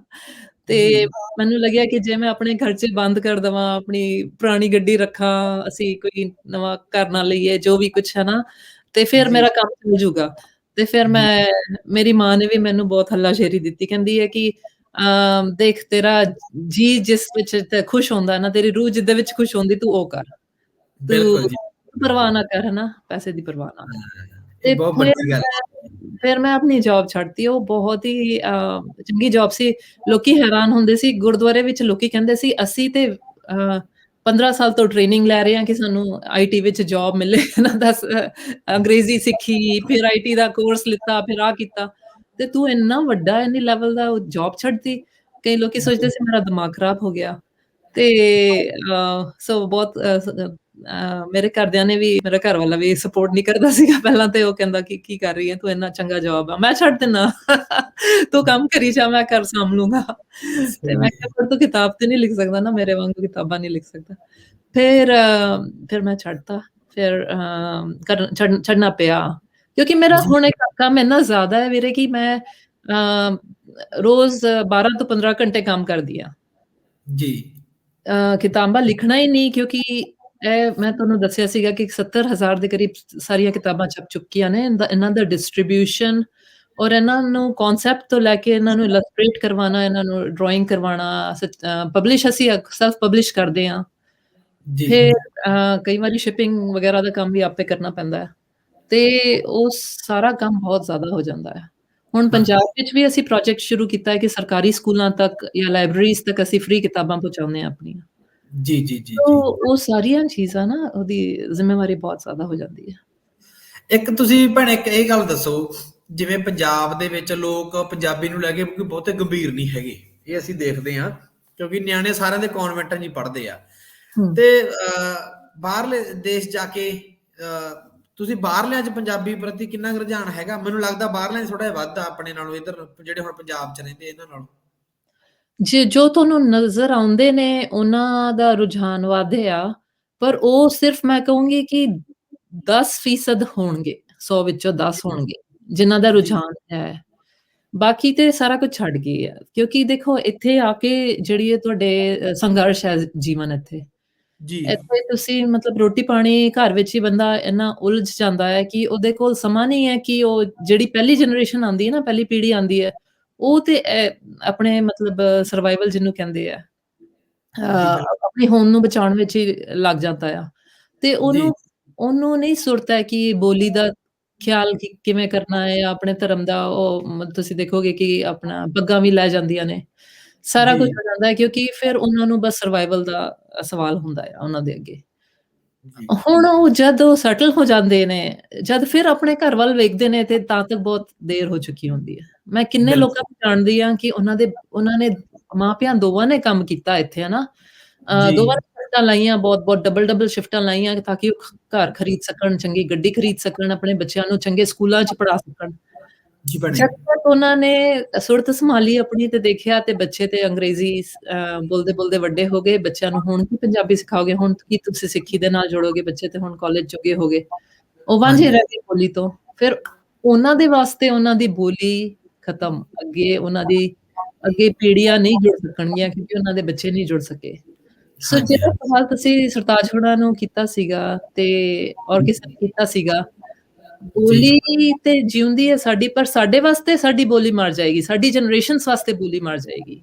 ਜੀ ਜੀ ਜੀ ਜੀ ਬਿਲਕੁਲ ਕਿਉਂਕਿ ਭੈਣੇ ਉਹ ਪੰਜਾਬ ਵਿੱਚ ਤੇ ਰਹੇਗੀ ਪੰਜਾਬੀ ਵੈਸੇ ਤਾਂ ਹੂੰ ਪੰਜਾਬ ਵਿੱਚ ਵੀ ਸੱਟ ਵੱਜ ਰਹੀ ਪੰਜਾਬੀ ਨੂੰ ਹਰ ਪਾਸਿਓਂ ਇਹਦਾ ਨਾ ਪਰ ਤੁਸੀਂ ਨਾ ਇੱਕ ਪਿੱਛੇ ਜੇ ਟ੍ਰਿਬਿਊਨ ਦੇ ਵਿੱਚ ਇੱਕ ਲੇਖ ਛਪਿਆ ਸੀਗਾ ਜੀ ਜਿਹੜੇ ਭਈਆਂ ਦੇ ਜਵਾਕ ਪੰਜਾਬ ਦੇ ਸਕੂਲਾਂ 'ਚ ਪੜ੍ਹਦੇ ਨੇ ਜਿਹੜੇ ਸ਼ਹਿਰਾਂ ਦੇ ਨਾਲ ਨਾਲ ਸਰਕਾਰੀ ਸਕੂਲ ਨੇ ਪੰਜਾਬ ਦੇ ਜੀ ਉਹਨਾਂ ਦੇ ਵਿੱਚ ਭਈਆਂ ਦੇ ਬੱਚੇ ਜ਼ਿਆਦਾ ਪੜ੍ਹਦੇ ਨੇ ਤੇ ਉਹਨਾਂ ਦੀ ਪੰਜਾਬੀ ਬੋਲਣ ਦਾ ਤੇ ਲਿਖਣ ਦਾ ਤਰੀਕਾ ਆਪਣੇ ਪੰਜਾਬੀਆਂ ਨਾਲੋਂ ਵੀ ਕਿਤੇ ਵੱਧ ਸੋਹਣਾ ਹੈ ਜੀ ਇਹ ਮਤਲਬ ਕਿ ਗੱਲ ਆਪਣੀ ਇਕੱਲੀ ਜ਼ੁਬਾਨੀ ਕਲਾਮੀ ਨਹੀਂ ਇਹ ਅੰਕੜੇ ਨੇ ਬਿਲਕੁਲ ਜੀ ਇਹ ਸੱਚੀਆਂ ਗੱਲਾਂ ਨੇ ਇਹ ਕੁਛ ਬਿਲਕੁਲ ਅਸੀਂ ਅੱਖੀ ਵੇਖਿਆ ਹੈ ਕਿਉਂਕਿ ਮੈਂ ਪੰਜਾਬ 'ਚ ਜਦ ਆਉਂਦੀ ਹਾਂ ਤੇ ਸਰਕਾਰੀ ਸਕੂਲਾਂ 'ਚ ਜਾ ਕੇ ਸਟੋਰੀ ਟੈਲਿੰਗ ਕਰਨੀ ਆ ਤੇ ਮੇਰਾ ਨਿੱਕਾ ਵੀਰ ਆਪਣਾ ਸਿਮਰਨ ਉਹ ਵੀ ਜਾ ਕੇ ਸਕੂਲਾਂ ਵਿੱਚ ਜਾ ਕੇ ਸਟੋਰੀ ਟੈਲਿੰਗ ਕਰਕੇ ਆਉਂਦਾ ਤੇ ਨਾਲ ਜੀ ਅਸੀਂ ਇੱਕ ਮੁਕਾਬਲਾ ਵੀ ਕਰਵਾਇਆ ਸੀ ਸਕੂਲਾਂ ਦਾ ਤੁਸੀਂ ਜੀ ਸਾਡੇ YouTube ਚੈਨਲ ਤੇ ਜਾਓ ਨਾ folktalesofpunjab.com ਸਾਡੀ ਵੈਬਸਾਈਟ ਹੈ people.org ਤੋਂ ਵੀ ਮਿਲ ਜਾਊਗੀ ਤੁਹਾਨੂੰ ਲਿੰਕ ਉੱਥੇ ਜੀ, ਸਾਡੇ YouTube ਚੈਨਲ ਆਊਗਾ, ਉਹਦੇ ਵਿੱਚ 500 ਦੇ ਕਰੀਬ ਵੀਡੀਓਜ਼ ਪਈਆਂ ਨੇ। ਅਸੀਂ ਮੁਕਾਬਲਾ ਕਰਾਇਆ ਸੀ, ਸਾਡੇ ਕੋਲ 500 ਐਂਟਰੀਆਂ ਆਈਆਂ ਸੀ ਪੂਰੀ ਦੁਨੀਆ ਭਰ ਦੇ ਬੱਚਿਆਂ ਦੀ, ਔਰ ਪੰਜਾਬ ਦੇ ਜੀ, ਸਰਕਾਰੀ ਸਕੂਲਾਂ ਤੋਂ, ਪ੍ਰਾਈਵੇਟ ਸਕੂਲਾਂ ਤੋਂ, ਔਰ ਨਿਊਜ਼ੀਲੈਂਡ, ਆਸਟ੍ਰੇਲੀਆ, UK, USA ਸਾਰਿਆਂ ਬੱਚਿਆਂ ਨੇ ਸਾਡੀ ਜੀ, ਕਿਤਾਬਾਂ ਨੂੰ ਪੜ੍ਹ ਕੇ ਪਰਫਾਰਮੈਂਸਸ ਕੀਤੇ ਸੀਗੇ ਤੇ ਉਹਨਾਂ ਨੇ ਵੀਡੀਓਜ਼ ਭੇਜੀਆਂ ਸੀਗੀਆਂ। ਜੀ, ਤੁਸੀਂ ਜੀ, ਜੀ, ਦੇਖੋਗੇ ਪੰਜਾਬ ਦੇ ਸਰਕਾਰੀ ਸਕੂਲ ਵਿੱਚ ਜਿਹੜੇ ਪ੍ਰਵਾਸੀ ਬੱਚੇ, ਆਪਾਂ ਭਈਏ ਨਹੀਂ ਕਵਾਂਗੇ, ਤੇ ਆਪਾਂ ਕਵਾਂਗੇ ਜਿਹੜੇ ਪ੍ਰਵਾਸੀ ਆਉਂਦੇ ਨੇ ਪੰਜਾਬ ਵਿੱਚ, ਉਹਨਾਂ ਦੇ ਬੱਚੇ ਇੰਨੇ ਸੋਹਣੇ ਪੰਜਾਬੀ ਬੋਲੀ ਦੇ ਨਾਲ ਜੁੜ ਰਹੇ, ਔਰ ਸਰਕਾਰੀ ਸਕੂਲਾਂ ਵਿੱਚ ਅੱਜ-ਕੱਲ੍ਹ ਹੈ ਹੀ ਉਹ ਜ਼ਿਆਦਾ ਬੱਚੇ ਨੇ। ਤੇ ਹੈਗੇ ਆ ਜੀ, ਅਸੀਂ ਬਿਲਕੁਲ ਹੈਗੇ ਆ। ਅਸੀਂ ਉਹਨਾਂ ਨੂੰ ਜ਼ਰੂਰ ਕਿਤਾਬਾਂ ਦੇ ਰਹੇ ਹਾਂ, ਕਿਉਂਕਿ ਅਸੀਂ ਚਾਹੁੰਦੇ ਹਾਂ ਕਿ ਸਾਡੇ ਬੱਚੇ ਤੇ ਕਨਵੈਂਟਾਂ ਵਿੱਚ ਪਾ ਕੇ ਉਹਨਾਂ ਨੇ ਬੋਲੀ ਤੋਂ ਬੋਲਣ ਵਿੱਚ ਵੀ ਰੋਕ ਲਾ ਦਿੱਤੀ ਹੈ। ਸਕੂਲਾਂ ਵਿੱਚ ਹੁਣ ਤੁਸੀਂ CBSE ਨੇ ਦੇਖਿਆ, ਤੁਸੀਂ 10ਵੀਂ ਦਾ ਉਹਨਾਂ ਨੇ ਲਾਜ਼ਮੀ ਕਿਹਾ ਕਿ ਨਹੀਂ ਕਰਨੀ ਅਸੀਂ ਪੰਜਾਬੀ, ਹੈ ਨਾ? ਔਰ ਜੀ, ਜੀ, CBSE ਦੀ ਬੁੱਕਸ ਵੀ ਅਸੀਂ ਪੜ੍ਹਦੇ ਹਾਂ ਤੇ ਉਹ ਪੰਜਾਬ ਸਕੂਲ ਬੋਰਡ ਤੋਂ ਕਈ ਵੱਖਰੀ ਹੁੰਦੀ ਹੈ ਨਾ। ਉਹਨਾਂ ਦਾ ਜਿਹੜਾ ਉਹਨਾਂ ਦਾ ਜਿਹੜਾ ਕੰਟੈਂਟ ਵੀ ਹੈ, ਉਹ ਉਹਦਾ ਪੰਜਾਬ ਦੇ ਨਾਲ ਕੋਈ ਵਾਬਸਤਾ ਨਹੀਂ ਹੁੰਦਾ। ਜੀ, ਤੇ ਜੀ, ਜੀ, ਜੀ। ਅਸੀਂ ਉਹ ਬੱਚਿਆਂ ਨੂੰ ਤਾਂ ਆਪਾਂ ਤੋੜ ਹੀ ਲਿਆ ਬੋਲੀ ਦੇ ਨਾਲ, ਤੇ ਆਪਾਂ ਇਹ ਬੱਚਿਆਂ ਨੂੰ ਤੇ ਘੱਟ ਤੋਂ ਘੱਟ ਸਿਖਾ ਲਈਏ, ਕਿਉਂਕਿ ਹਾਂ, ਬੋਲੀ ਫਿਰ ਇਹਨਾਂ ਨੇ ਹੀ ਸਾਂਭਣੀ ਹੈ, ਪੰਜਾਬ ਦੇ ਵਾਰਿਸ ਇਹੀ ਹੋਣੇ ਆ। ਹਾਂਜੀ, ਹਾਂਜੀ, ਜਿਵੇਂ ਬਿਲਕੁਲ। ਅਮਰੀਕਾ, ਕੈਨੇਡਾ ਵਿੱਚ ਅਸੀਂ ਲੋਕ ਇੱਥੇ ਆ ਕੇ ਨੈਕਸਟ ਜਨਰੇਸ਼ਨ ਅਮਰੀਕਨਸ ਅਸੀਂ ਹੈਗੇ ਆ। ਜੀ, ਤੇ ਬਿਲਕੁਲ। ਉਸ ਤਰ੍ਹਾਂ ਪੰਜਾਬ ਵਿੱਚ ਜਿਹੜੇ ਪ੍ਰਵਾਸੀ ਆਏ ਨੇ, ਉਹਨਾਂ ਦੇ ਬੱਚੇ ਜਿਹੜੇ ਹੈਗੇ ਉਹ ਨੈਕਸਟ ਜਨਰੇਸ਼ਨ ਪੰਜਾਬੀ ਉਹੀ ਹੋਣੇ ਨੇ। ਹਾਂਜੀ। ਇੱਕ ਮੈਂ ਗੱਲ ਜਿਹੜੇ ਸਾਨੂੰ ਦੇਖਦੇ ਵੀਰ ਭਰਾ ਉਹਨਾਂ ਨੂੰ ਦੱਸਦਾ ਕਿ ਦਿੱਲੀ ਮੋਰਚੇ ਦੇ ਵਿੱਚ ਅਸੀਂ ਲੰਮਾ ਸਮਾਂ ਰਹੇ ਹਾਂ, 4-5 ਮਹੀਨੇ ਲਗਾਤਾਰ ਰਹੇ ਹਾਂ ਉਦੋਂ। ਤੇ ਉੱਥੇ ਜਿਹੜੀਆਂ ਲਾਇਬ੍ਰੇਰੀਆਂ ਬਣੀਆਂ ਹੋਈਆਂ ਸੀ, ਉੱਥੇ ਇਹਨਾਂ ਭੈਣ ਹੋਰਾਂ ਨੇ ਕਿਤਾਬਾਂ ਭੇਜੀਆਂ ਸੀ ਬਹੁਤ ਜ਼ਿਆਦਾ। ਉੱਥੇ ਉੱਥੋਂ ਹੀ ਇੱਕ ਕਿਤਾਬ ਮੈਂ ਲੈ ਕੇ ਆਇਆ ਸੀਗਾ, ਬਾਤਾਂ ਵਾਲੀ ਕਿਤਾਬ, ਫੈਸਕੀਨੇਟਿੰਗ ਫੋਕਟੇਲਸ ਆਫ ਪੰਜਾਬ। ਉਹ ਕਿਤਾਬ ਭੈਣੇ ਜਦੋਂ ਮੈਂ ਘਰੇ ਲਿਆਂਦੀ ਤੇ ਮੇਰੀ ਗੁੱਡੀ ਨੂੰ ਮੈਂ ਪੜ੍ਹਾਉਂਦਾ ਹੁੰਦਾ ਸੀ ਤੇ ਉਹਨੂੰ ਸਾਰੀਆਂ ਬਾਤਾਂ ਉਹ ਜ਼ਬਾਨੀ ਯਾਦ ਹੋ ਗਈਆਂ। ਉਹ ਜਦੋਂ ਹਾਂਜੀ, ਉਹਦੇ ਆਪ ਮੁਹਾਰੇ ਯਾਦ ਹੋ ਗਈਆਂ ਤੇ ਫਿਰ ਮੈਂ ਕਿਹਾ ਵੀ ਕਿਤਾਬ ਬੜੀ ਸੋਹਣੀ ਆ, ਤੇ ਫਿਰ ਮੈਂ ਤੁਹਾਡਾ ਨਾਮ ਸਰਚ ਕੀਤਾ ਸੀਗਾ ਉੱਤੇ YouTube, Facebook ਤੇ, ਪਰ ਨਹੀਂ ਲੱਭੇ। ਫਿਰ ਤੁਹਾਡੀ ਵੈਬਸਾਈਟ ਰਾਹੀਂ ਤੁਹਾਡੇ ਨਾਲ ਲਿੰਕ ਬਣਿਆ ਸੀਗਾ, ਫਿਰ ਆਪਾਂ ਮਤਲਬ ਕਿ ਗੱਲਬਾਤ ਕੀਤੀ ਸੀ ਉਸ ਤੋਂ ਬਾਅਦ। ਤੇ ਅੱਛਾ ਇਹ ਤੁਹਾਡੀ ਕਿਤਾਬ ਦਾ ਹੀ ਉਹ ਕਹਿ ਸਕਦੇ ਹਾਂ ਕਿ ਬੜਾ ਸੋਹਣਾ ਔਰਾ ਬਣਿਆ ਸੀਗਾ ਵੀ ਨਿਆਣੇ ਉਹਦੇ ਵੱਲ ਖਿੱਚੇ ਗਏ ਆ। ਅੱਛਾ, ਹੁਣ ਆਪਾਂ ਗੱਲ, ਤੁਸੀਂ ਜਸਵੰਤ ਸਿੰਘ ਖਾਲੜਾ ਹੋਣਾ ਤੇ ਕਿਤਾਬ ਲਿਖੀ ਮਰਜੀ ਵੜਾ, ਜੀ। ਤੇ ਉਹ ਕਿਤਾਬ ਦਾ ਲਿਖਣ ਦਾ ਸਬੱਬ ਕਿਵੇਂ ਬਣਿਆ, ਤੇ ਉਹ ਜਰੂਰ ਸਾਨੂੰ ਦੱਸੋ ਗੱਲਬਾਤ। ਸੋ ਹਾਲੇ ਤੱਕ ਮੇਰੀਆਂ 9 ਕਿਤਾਬਾਂ ਹੋ ਚੁੱਕੀਆਂ ਸੀਗੀਆਂ ਨਾ, fascinating ਫੋਕਟੇਲਸ of Punjab the series ਦੀ। ਇਹ ਪੰਜਾਬ ਵਿੱਚ ਨਹੀਂ ਆਈਆਂ, ਸੋ ਮੈਂ ਜਸਟ ਜੀ, ਦਿਖਾਣਾ ਚਾਹੁੰਦੀ ਹਾਂ ਤੁਹਾਨੂੰ ਕਿ ਇਹਦੇ ਹਾਂਜੀ, ਵਿੱਚ ਕਲਾ ਵੀ ਬਹੁਤ ਸੋਹਣੀ ਹੈ, ਤੇ ਇਹਦੇ ਵਿੱਚ ਇਬਾਰਤ ਵੀ ਬਹੁਤ ਸੋਹਣੀ ਹੈ, ਤੇ ਇਹਦੇ ਵਿੱਚ ਅੰਗਰੇਜ਼ੀ ਵੀ ਬਹੁਤ ਸੋਹਣੀ ਹੈ। ਤੇ ਕਿਤਾਬਾਂ ਦਾ ਇਹ ਮੁੱਲ ਹੈ ਕਿ ਅੰਗਰੇਜ਼ੀ ਨਾਲ ਹੋਣ ਕਰਕੇ ਨਾ, ਪੰਜਾਬ ਦੇ ਬੱਚੇ ਚੰਗੀ ਅੰਗਰੇਜ਼ੀ ਵੀ ਸਿੱਖ ਸਕਦੇ ਨੇ। ਸਾਡੇ ਬੱਚਿਆਂ ਕੋਲ ਕੋਈ ਡੂਅਲ ਲੈਂਗੁਏਜ, ਦੋ ਭਾਸ਼ਾ ਦਾ ਜਿਹੜਾ ਮਟੀਰੀਅਲ ਨਹੀਂ ਹੈ ਉਹਨਾਂ ਦੇ ਕੋਲ ਪੜ੍ਹਨ ਵਾਸਤੇ। ਸੋ ਜੀ ਇਹ ਭੈਣੇ, ਬਹੁਤ ਸਟੈਂਡਰਡ ਦਾ ਮਟੀਰੀਅਲ ਪ੍ਰੋਵਾਈਡ ਹੁੰਦਾ ਹੈ। ਸੋ ਜੀ, 9 ਕਿਤਾਬਾਂ ਹੋਈਆਂ ਸੀਗੀਆਂ। ਸੋ ਅ, ਅ, ਬੱਚਿਆਂ ਤੱਕ ਮੇਰੀ ਰਸਾਈ ਇਸ ਕਰਕੇ ਬਹੁਤ ਚੰਗੀ ਤਰ੍ਹਾਂ ਹੋ ਪਾਈ। ਜਦ ਮੈਂ ਕਹਾਣੀਆਂ ਸੁਣਾਉਂਦੀ ਹਾਂ ਬੱਚਿਆਂ ਨੂੰ ਇਹ ਵਾਲੀਆਂ ਜੀ, ਬੁੱਕਸ ਦੇ ਰਾਹੀਂ, ਤੇ ਬੱਚੇ ਬਹੁਤ ਜੁੜਦੇ ਨੇ ਮੇਰੇ ਨਾਲ। ਜੀ, ਸੋ ਮੇਰੀ ਇੱਕ ਸਹੇਲੀ ਹੈ ਜਿਹੜੀ ਕਿ ਸਿਆਟਲ ਰਹਿੰਦੇ ਨੇ, ਉਹ ਪਰਮਜੀਤ ਜੀ, ਕੌਰ, ਤੇ ਜੀ, ਉਹ ਖਾਲਸਾ ਸਕੂਲ ਦੇ ਨਾਲ ਜੁੜੇ ਹੋਏ ਨੇ। ਤੇ ਉਹ ਮੈਨੂੰ ਹਮੇਸ਼ਾ ਕਹਿੰਦੇ ਹੁੰਦੇ ਸੀ ਉਹ ਕਿ ਸਰਦਾਰ ਜਸਵੰਤ ਸਿੰਘ ਖਾਲੜਾ ਦੇ ਉੱਪਰ ਕੋਈ ਕਿਤਾਬ ਹੋਣੀ ਚਾਹੀਦੀ ਹੈ ਜਾਂ ਕੁਛ ਲਿਖਣਾ ਚਾਹੀਦਾ। ਤੇ ਇੱਕ ਵਾਰੀ ਜਦ ਉਹਨਾਂ ਦੇ ਪਿਛਲੇ ਇਲੈਕਸ਼ਨਸ ਵਿੱਚ ਉਹਨਾਂ ਦੇ ਜਿਹੜੇ ਸੁਪਤਨੀ ਬੀਬੀ ਪਰਮਜੀਤ ਕੌਰ ਖਾਲੜਾ ਖੜੇ ਹੋਏ ਸੀਗੇ, ਜੀ, ਤੇ ਬਿਲਕੁਲ। ਇੱਥੇ ਦੇ ਲੋਕਾਂ ਨੇ ਉਹਨਾਂ ਦੀ ਬਹੁਤ ਕੈਂਪੇਨ ਕੀਤੀ, ਪੰਜਾਬ ਫੋਨ ਕਰਕੇ ਆਪਣੇ ਪਿੰਡਾਂ ਵਿੱਚ, ਕਿ ਤੁਸੀਂ ਉਹਨਾਂ ਨੂੰ ਵੋਟ ਪਾਓ। ਤੇ ਲੋਕਾਂ ਨੇ ਖਾਲੜਾ ਸਾਹਿਬ ਦਾ ਨਾਂ ਹੀ ਨਹੀਂ ਸੁਣਿਆ ਹੋਇਆ ਸੀ ਪੰਜਾਬ ਵਿੱਚ। ਹਮ, ਈਵਨ ਉਹਨਾਂ ਦੇ ਇਲਾਕੇ ਵਿੱਚ, ਪੱਟੀ ਇਲਾਕੇ ਵਿੱਚ, ਜਦਕਿ ਜਿੱਥੇ ਜ਼ਿਆਦਾ ਤਸ਼ੱਦਦ ਹੋਇਆ, ਜਿੱਥੇ ਹਿਊਮਨ ਰਾਈਟਸ ਵਾਇਲੇਸ਼ਨਸ ਬਹੁਤ ਹੋਏ ਨੇ, ਜੀ, ਉੱਥੇ ਲੋਕਾਂ ਨੇ ਖਾਲੜਾ ਸਾਹਿਬ ਦਾ, ਅੱਜ ਦੀ ਜਨਰੇਸ਼ਨ ਨੇ ਖਾਲੜਾ ਸਾਹਿਬ ਦਾ ਨਾਂ ਨਹੀਂ ਸੁਣਿਆ ਹੋਇਆ ਸੀ। ਤੇ ਉਹ ਜਿਹੜੀ ਮੇਰੀ ਸਹੇਲੀ ਹੈ, ਉਹਨੂੰ ਬਹੁਤ ਧੱਕਾ ਲੱਗਿਆ, ਤੇ ਉਹਨੇ ਮੈਨੂੰ ਕਿਹਾ ਕਿ ਤੂੰ ਇੱਕ ਸੋਹਣਾ ਜਿਹਾ ਇੱਕ ਆਰਟੀਕਲ ਲਿਖ ਉਹਨਾਂ ਦੇ ਉੱਪਰ, ਤੇ ਜਿਹੜਾ ਕਿ ਆਪਾਂ ਛਪਵਾ ਕੇ ਉੱਥੇ ਭੇਜ ਸਕੀਏ। ਜੀ ਭੈਣੇ, ਸੋ ਇੱਕ ਤੇ ਲੇਖ ਲਿਖ, ਤੇ ਜਦ ਉਹਨਾਂ ਨੇ ਲੇਖ ਭੇਜਿਆ ਵੀ ਲਿਖਿਆ ਹੋਇਆ, ਤੇ ਉਹਨੇ ਕਿਹਾ ਇਹਨੂੰ ਸੋਧ ਦੇ। ਮੈਂ ਜਦ ਜੀ, ਲੇਖ ਪੜ੍ਹਨ ਬੈਠੀ, ਉਹਨਾਂ ਦਾ ਥੋੜਾ ਜਿਹਾ ਰਿਸਰਚ ਕੀਤਾ, ਤੇ ਮੈਂ ਕਿਹਾ ਕਿ ਇਹ ਇੰਨੀ ਮਹਾਨ ਸ਼ਖਸੀਅਤ ਹੈ, ਇਹਨਾਂ ਦੇ ਉੱਪਰ ਤੇ ਕਿਤਾਬ ਲਿਖਣੀ ਬਣਦੀ ਹੈ। ਬਿਲਕੁਲ ਜੀ, ਮੈਂ ਤਾਂ ਤੋਂ ਸਾਡੇ ਦਿਮਾਗ ਵਿੱਚ ਆਹ ਗੱਲ ਚੱਲ ਰਹੀ ਸੀ। ਫਿਰ ਜੀ, ਇੱਕ ਵਾਰੀ ਉਹਨੇ ਮੈਨੂੰ ਫ਼ੋਨ ਕਰਕੇ ਕਿਹਾ ਕਿ ਤੂੰ ਹੁਣ ਜੋ ਆਪਾਂ ਗੱਲ ਕੀਤੀ ਸੀ, ਹੁਣ ਸਮਾਂ ਆ ਗਿਆ ਕਿ ਤੂੰ ਲਿਖ ਬੱਚਿਆਂ ਵਾਸਤੇ ਕਿਤਾਬ। ਜੀ ਤੇ ਮੇਰੇ ਦੂਜੇ ਵੀ ਪ੍ਰੋਜੈਕਟ ਸੀਗੇ ਤੇ ਪਤਾ ਨਹੀਂ ਫਿਰ ਉਹਨਾਂ ਦੀ 25ਵੀਂ ਸਾਲ ਆਪਣਾ ਬਰਸੀ ਆ ਰਹੀ ਸੀਗੀ ਹਨਾ। ਪਿਛਲੇ ਜੀ ਸਾਲ ਉਹਨਾਂ ਦੀ 25ਵੀਂ ਬਰਸੀ ਸੀ ਉਹਨਾਂ ਦੇ ਡਿਸਅਪੀਅਰੈਂਸ ਦੀ, ਉਹਨਾਂ ਨੂੰ ਅਗਵਾ ਕੀਤਾ ਸੀ ਉਹਦੇ 25 ਸਾਲ ਹੋ ਜੀ ਗਏ ਸੀਗੇ। ਜੀ ਭੈਣੇ। ਸੋ ਮੈਨੂੰ ਲੱਗਿਆ ਕਿ ਇਹ ਚੰਗਾ ਮੌਕਾ ਹੈ, ਸਾਨੂੰ ਲਿਖਣਾ ਚਾਹੀਦਾ, ਕੁਝ ਕਰਨਾ ਚਾਹੀਦਾ। ਜੀ ਸੋ ਇਸ ਕਰਕੇ ਮੈਂ ਲਿਖੀ ਤੇ ਕਿਤਾਬ ਮਰਜੀਵੜਾ, ਸਰਦਾਰ ਜਸਵੰਤ ਸਿੰਘ ਖਾਲੜਾ, ਜੀ ਔਰ ਇੰਗਲਿਸ਼ ਵਿੱਚ ਦ ਵੈਲੀਐਂਟ ਜਸਵੰਤ ਸਿੰਘ ਖਾਲੜਾ। ਜੀ ਇਹ ਲਿਖੀ ਤੇ ਮੈਂ 12 ਸਾਲ ਤੋਂ ਪਲੱਸ ਬੱਚਿਆਂ ਵਾਸਤੇ ਹੈ, ਕਿਉਂਕਿ ਇਹ ਪੂਰੀ ਸਚਿੱਤਰ ਕਿਤਾਬ ਹੈ। ਜੀ ਸੋ ਇਹਦੇ ਵਿੱਚ ਸਚਿੱਤਰ ਵੀ ਹੈ ਤੇ ਨਾਲ ਪਰਿਵਾਰ ਦੇ ਆਪਣਾ ਉਹਨਾਂ ਪਰਿਵਾਰ ਤੇ ਸੰਗ੍ਰਹਿ ਤੋਂ ਚਿੱਤਰ ਵੀ, ਉਹਨਾਂ ਦੇ ਤਸਵੀਰਾਂ ਵੀ ਲੈ ਕੇ ਜਿਹੜੀਆਂ ਹੈਗੀਆਂ ਹਿਸਟੋਰੀਕਲ, ਉਹ ਵੀ ਪਾਈਆਂ ਨੇ। ਤੇ ਜੀ ਭੈਣੇ। ਇਹਦੇ ਵਿੱਚ ਪੰਜਾਬ ਦਾ 20ਵੀਂ ਸਦੀ ਦਾ ਇਤਿਹਾਸ ਵੀ ਹੈ। ਜੀ ਸੋ ਬੇਸਿਕਲੀ ਇਹਦੇ ਵਿੱਚ ਕੀ ਹੈ ਕਿ ਉਹਨਾਂ ਦੀ ਬਚਪਨ ਤੋਂ ਲੈ ਕੇ ਉਹਨਾਂ ਦੇ ਸ਼ਹਾਦਤ ਤੱਕ ਦਾ ਸਫ਼ਰ, ਔਰ ਉਹਨਾਂ ਦੇ ਜੀਵਨ ਦੀ ਪਿੱਠ ਭੂਮੀ ਵਿੱਚ ਪੰਜਾਬ ਵਿੱਚ ਜੋ ਵਾਕਿਆ ਹੋਇਆ, ਉਹ ਜੀ ਸਾਰਾ ਕੁਝ ਬਿਆਨ ਕੀਤਾ ਹੈ ਉਹਨਾਂ ਦੀ ਨਜ਼ਰਾਂ, ਉਹਨਾਂ ਦੇ ਪਰਿਵਾਰ ਦੀ ਨਜ਼ਰਾਂ ਤੋਂ। ਜੀ ਜੀ ਇੱਕ ਇੱਕ ਇੱਕ ਬੜਾ ਖਾਸ ਸਵਾਲ ਆ ਭੈਣੇ, ਜਦੋਂ ਤੁਹਾਡੀ ਇਹ ਕਿਤਾਬ ਜਾਰੀ ਹੋਈ ਆ ਮਰਜੀਵੜਾ, ਹਾਂਜੀ ਤਾਂ ਉਦੋਂ ਜੀ ਅਜਮੇਰ ਸਿੰਘ ਹੋਣਾ ਦੀ ਕਿਤਾਬ ਆਈ ਸੀਗੀ, ਜੀ ਜਸਵੰਤ ਸਿੰਘ ਖਾਲੜਾ ਹੋਣਾ ਬਾਰੇ। ਇਹ ਜੀ। ਦੋ ਕਿਤਾਬਾਂ ਲਗਭਗ ਇਕੱਠੀਆਂ ਰਿਲੀਜ਼ ਹੋਈਆਂ ਸੀ। ਜੀ ਇਹ ਦੋ, ਤੁਸੀਂ ਕੀ ਫਰਕ ਸਮਝਦੇ ਹੋ ਮਰਜੀਵੜਾ ਕਿਤਾਬ ਦਾ ਅਜਮੇਰ ਸਿੰਘ ਹੋਣਾ ਦੀ ਕਿਤਾਬ ਨਾਲੋਂ, ਕੀ ਫਰਕ ਹੈ ਜੀ?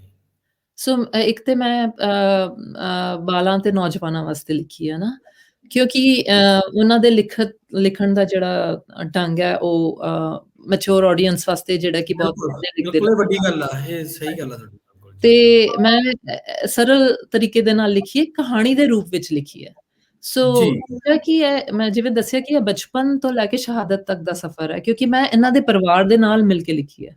ਸੋ ਬੀਬੀ ਜੀ ਨਵਕਿਰਨ ਕੌਰ ਖਾਲੜਾ, ਜਿਹੜੀ ਕਿ ਉਹਨਾਂ ਦੀ ਧੀ ਹੈ, ਜਸਵੰਤ ਸਿੰਘ, ਸ਼ਹੀਦ ਜੀ ਜਸਵੰਤ ਸਿੰਘ ਖਾਲੜਾ ਦੀ, ਉਹ ਔਰ ਮੈਂ ਇਕੱਠੇ ਕੰਮ ਕੀਤਾ ਤੇ ਮੈਂ ਉਹਨਾਂ ਦੇ ਪਰਿਵਾਰ ਨੂੰ ਇੰਟਰਵਿਊ ਕਰਕੇ ਉਹਨਾਂ ਦੇ ਬਚਪਨ ਦੇ ਜਿਹੜੇ ਵਾਕਿਆਤ, ਜਿਹੜੇ ਕਿ ਆਮ ਲੋਕਾਂ ਨੂੰ ਨਹੀਂ ਪਤਾ, ਤੇ ਜਿਹੜਾ ਜੀ ਉਹਨਾਂ ਨੇ 90s ਵਿੱਚ ਜਿਹੜਾ ਉਹਨਾਂ ਨੇ ਮਨੁੱਖੀ ਹੱਕਾਂ ਦੇ ਵਾਸਤੇ ਕੰਮ ਕੀਤਾ, ਉਸ ਤੋਂ ਪਹਿਲਾਂ ਉਹ ਕਿਸ ਜਥੇਬੰਦੀ ਨਾਲ ਜੁੜੇ ਸੀਗੇ, ਬਚਪਨ ਜੀ ਵਿੱਚ ਉਹਨਾਂ ਨੇ ਕੀ ਕੀਤਾ ਹੈ ਹਿਊਮਨ ਰਾਈਟਸ ਵਾਸਤੇ, ਉਹ ਸਾਰੀਆਂ ਕਹਾਣੀਆਂ ਉਹਨਾਂ ਨੂੰ ਜੋੜ ਕੇ, ਤੇ ਜੀ ਪਿੱਛੇ ਬੈਕਗਰਾਉਂਡ ਵਿੱਚ ਉਹਨਾਂ ਦੇ ਪਰਿਵਾਰ ਦੇ ਨਾਲ ਹੀ ਜਿਵੇਂ ਕਿ ਉਹਨਾਂ ਦੇ ਦਾਦਾ ਜੀ ਜਿਹੜੇ ਸੀਗੇ ਸਰਦਾਰ ਹਰਨਾਮ ਸਿੰਘ, ਉਹ ਆਪਣਾ ਕਾਮਾਗਾਟਾ ਮਾਰੂ ਬੇੜੇ ਤੇ ਸਵਾਰ ਸੀਗੇ।